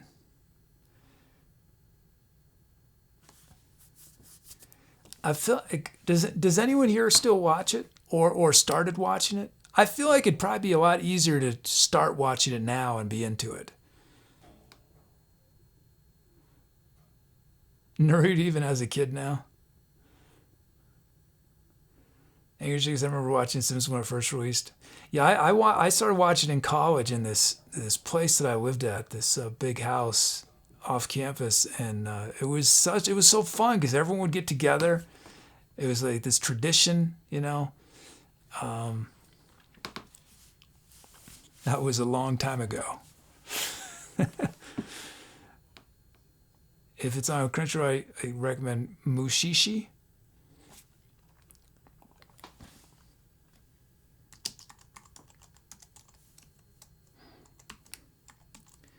Oh, I was going to play that featured sound.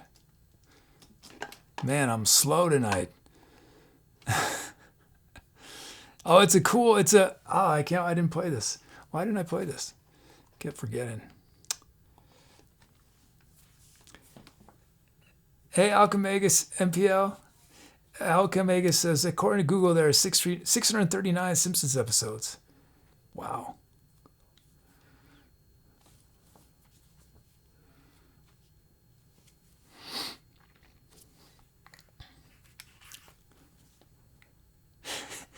It's funny. You think about You think about it, I was like, wow, that's so impressive. You know, how many hours is that? Then I think, man, that's nothing for a streamer. We do that much content in what, a week and a half? No. I mean, I don't do what I used to do. What did I peak? I think my peak I was doing, which is not a lot for most streamers, but it's a lot for a music streamer. I was doing 5-hour shows a week. I think it was, and I went a stretch where I was doing 6. And sometimes it'd be more than 5 hours. Man, I can't. I don't know that I can. No, I mean, I think I could still do it. I could still do it. I could still do it.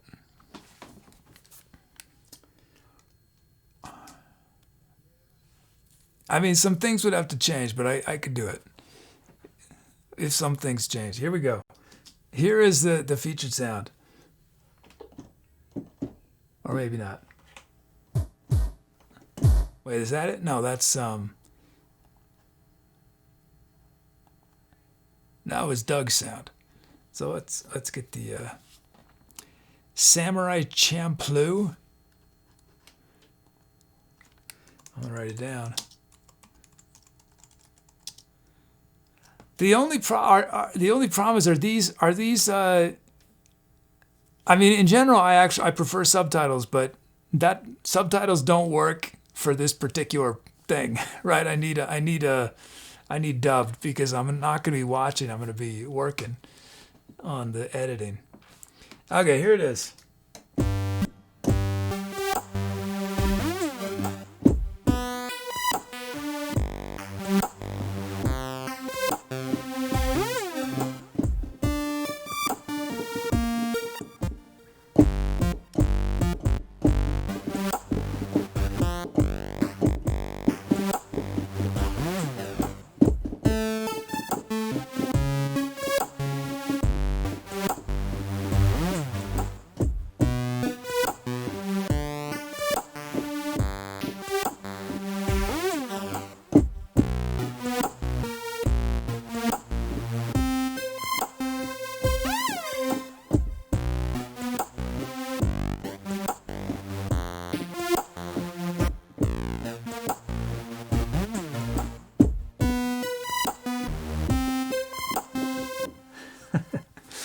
There it is.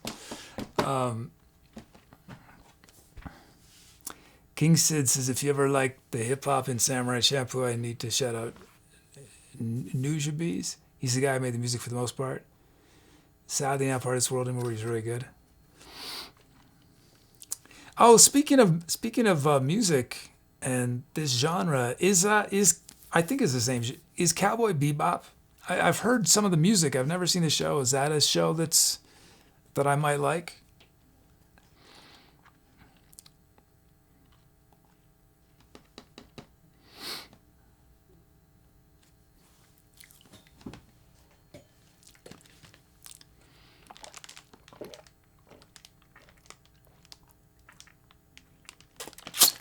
I mean, the name, I can't believe I haven't watched it because the name is amazing. Cowboy Bebop.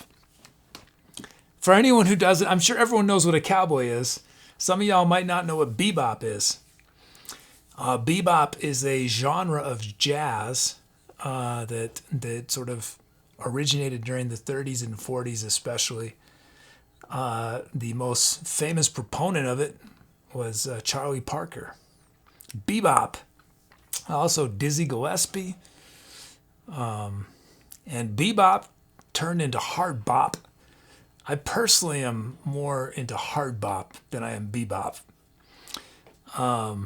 Although intellectually, I bebop is pretty much the most extraordinary human achievement as far as I'm concerned. But yeah, bebop is incredibly fast. Hard bop starts drawing more on the blues. It slows it slower. Tends to be slower, not always.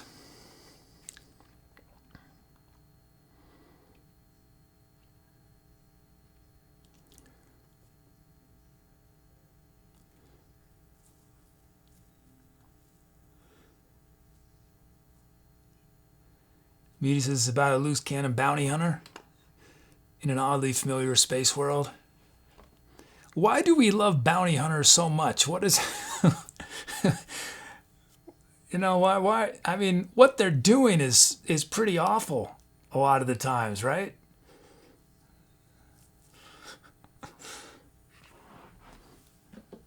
The anti-hero, is that it? They're just that anti-hero that we...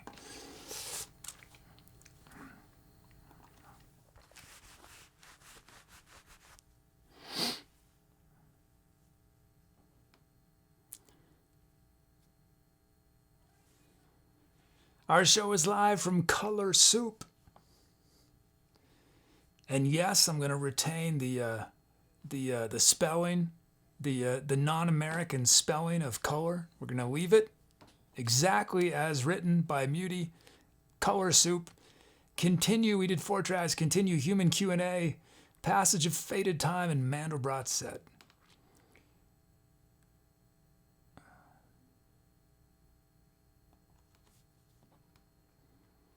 Watch Space Dandy. Thankonomics' Color the U is the way to go. I mean, it does look, it definitely looks better. Looks more sophisticated. We're animals over here in the States. We don't eat with silverware, we eat with our hands. We don't use U's. We're too good for the U's. We're all about me here, not about you. Okay, let's see.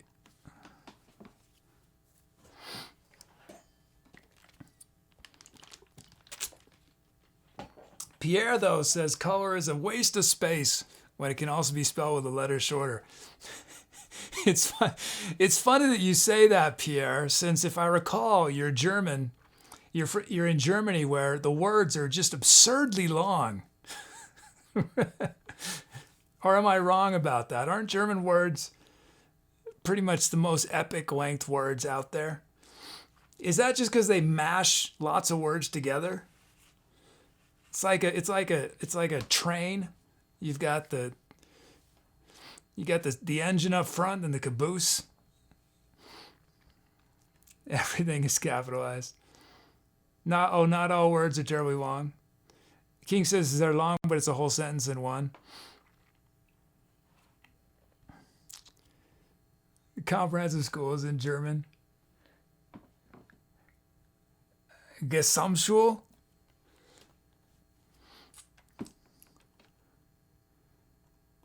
I wonder which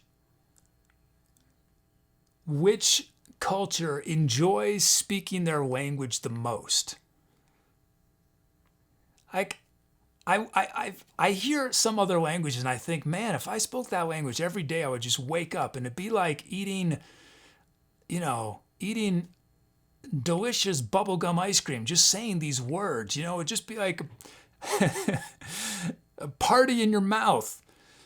And I can't imagine, many, English speakers wake up and say, man, it just feels so good to say, well, some English words, I don't know, expeditiously. But the words we use in our everyday vocabulary are not that interesting, most of them.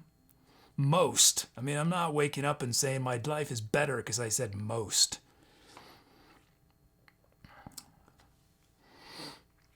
King says his French hasn't. It's why I want to learn Brazilian Portuguese, because it just, that language, it's so gorgeous to my ears. My 2 favorite languages are Brazilian Portuguese, which is, I think it sounds totally different than Portuguese, and Maori. 2 favorite, easily far above every other option. Okay, thanks to our superstar mods, Megs and Tubi. Our subs gifted from Doug to King Sid, 28 months for Iros, 4 for Fantastic Plastics, 21 for Flying Scott, 18 for Socks. Thanks to all our lurkers and chatters. What was that? I think it's a German word that got popular in America. I don't know, 15 years ago. I forget the word. It's something about finding joy in other people's misery. Does anyone know what I'm talking about? I think it's a German word. Am I just inventing this? Yeah, Schadenfreude. Yeah. That's German? I love that you have a word for that. See, this is why it's so important to have lots of different languages.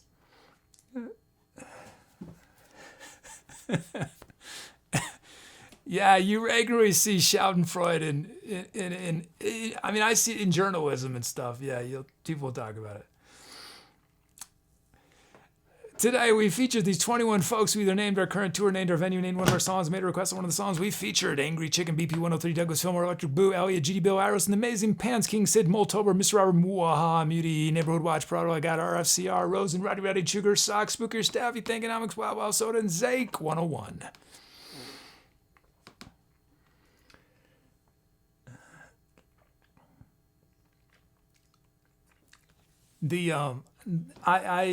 I started learning Esperanto at one point. I've been streaming so long. Almost every story I'm going to tell, I've already told. And I can't remember how long ago it was. I can't remember what percentage of y'all have heard this story, but all I've been doing is working for the last 5 years, so I haven't had a lot of new stories happening. So I'm just having to dig deep into the past. Anyway, I started learning Esperanto. And Esperanto is an invented language, and obviously all languages are invented, but this was extremely artificially invented in the early 1900s, the late 1800s? I can't remember exactly when. And it's designed to be the easiest language to learn. I don't know if that's true or not, but part of what makes it easy is it's designed you can just mash words together really easily, even if you don't. So if you don't really know a word, you can convey what you want to relatively easy. And you can do that with prefixes and suffixes. And one of the suffixes, and I might be misremembering, there might be an Esperanto linguist who will show up and tell me that I totally misunderstood how it all works. But there was, you could add a suffix which was ULO, which would mean person who I think embodies the quality of whatever the word preceding it was. So, which is so awesome to be able to, just take any word. So if you call someone an orangulo, it'd be this person embodies what being an orange is all about. Or just think of the creative possibilities if that was in English. I mean, I suppose you could say something like you're orange-esque, but yeah.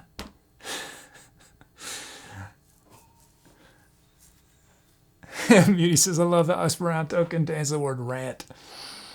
I have a friend who's fluent in Esperanto, and there's a community of it around the world. A very small community, but around the world. And she could go almost anywhere, it seemed, and have somewhere to stay with people who spoke Esperanto. It was this just tight-knit community.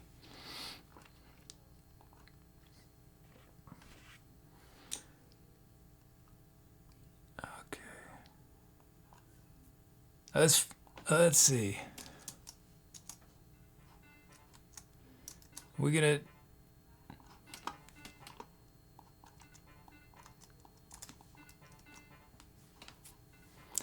let's find someone to raid. Is that? Can we raid Echo again? Does that go on?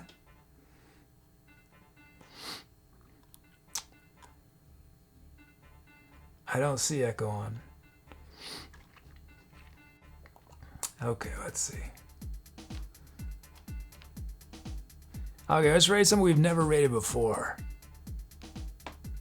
Someone who plays an instrument I don't normally see on Twitter. I always say that and I never can find it.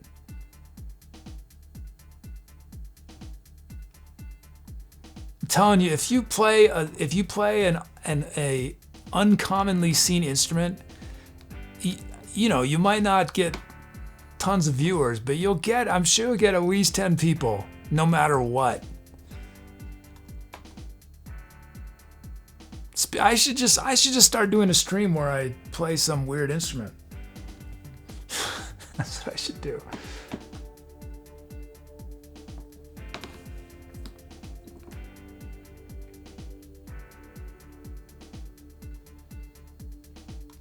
Improv TV is doing comedy, improv comedy. Improv TV.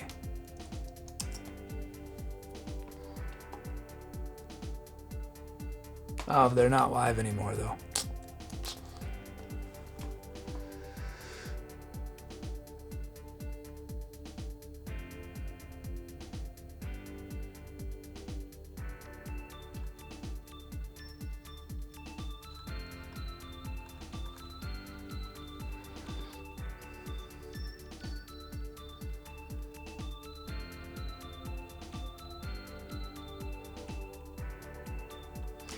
Here is my wish for Twitch. I mean, I suppose there's some downsides to this, but I think overall it'd be upsides. Well, I can already see the objections, but I think especially in the music categories, it'd be nice if you could have custom thumbnails, because it's so hard to see what's going on in a lot of these thumbnails. I can't, it's just, and if someone could take a nice photograph, you could see big, okay, this is what they do. Or you could have,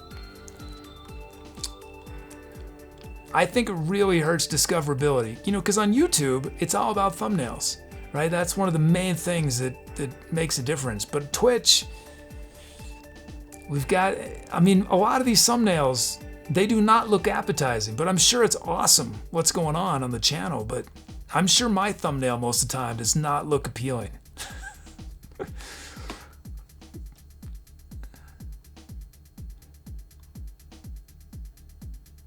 I'll try to talk less tomorrow. Remind me to.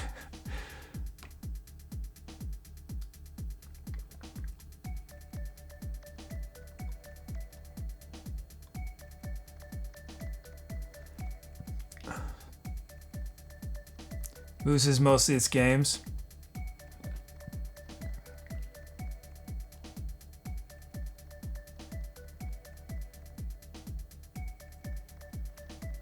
Okay, let's raid, sorry, I'm just mindlessly scrolling now and not even really paying attention. Let's raid,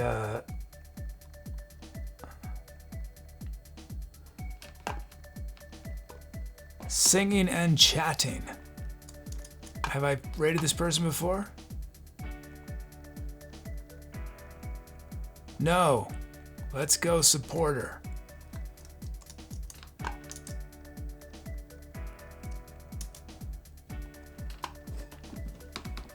Oh, thanks, Carla. Thanks, Carla Scarlata.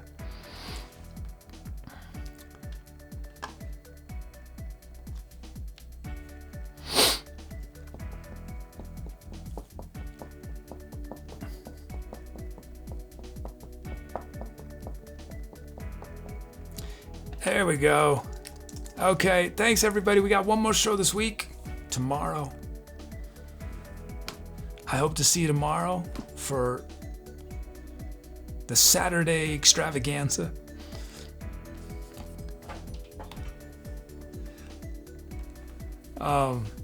If not then we got Thursday, Friday, Saturday next week. And then it's November. Okay. Thanks, everyone. Give some love to this other streamer. Make their night. Hope you all have a wonderful whatever comes next. And I'll see you soon. Okay, let's do it. Okay, take care.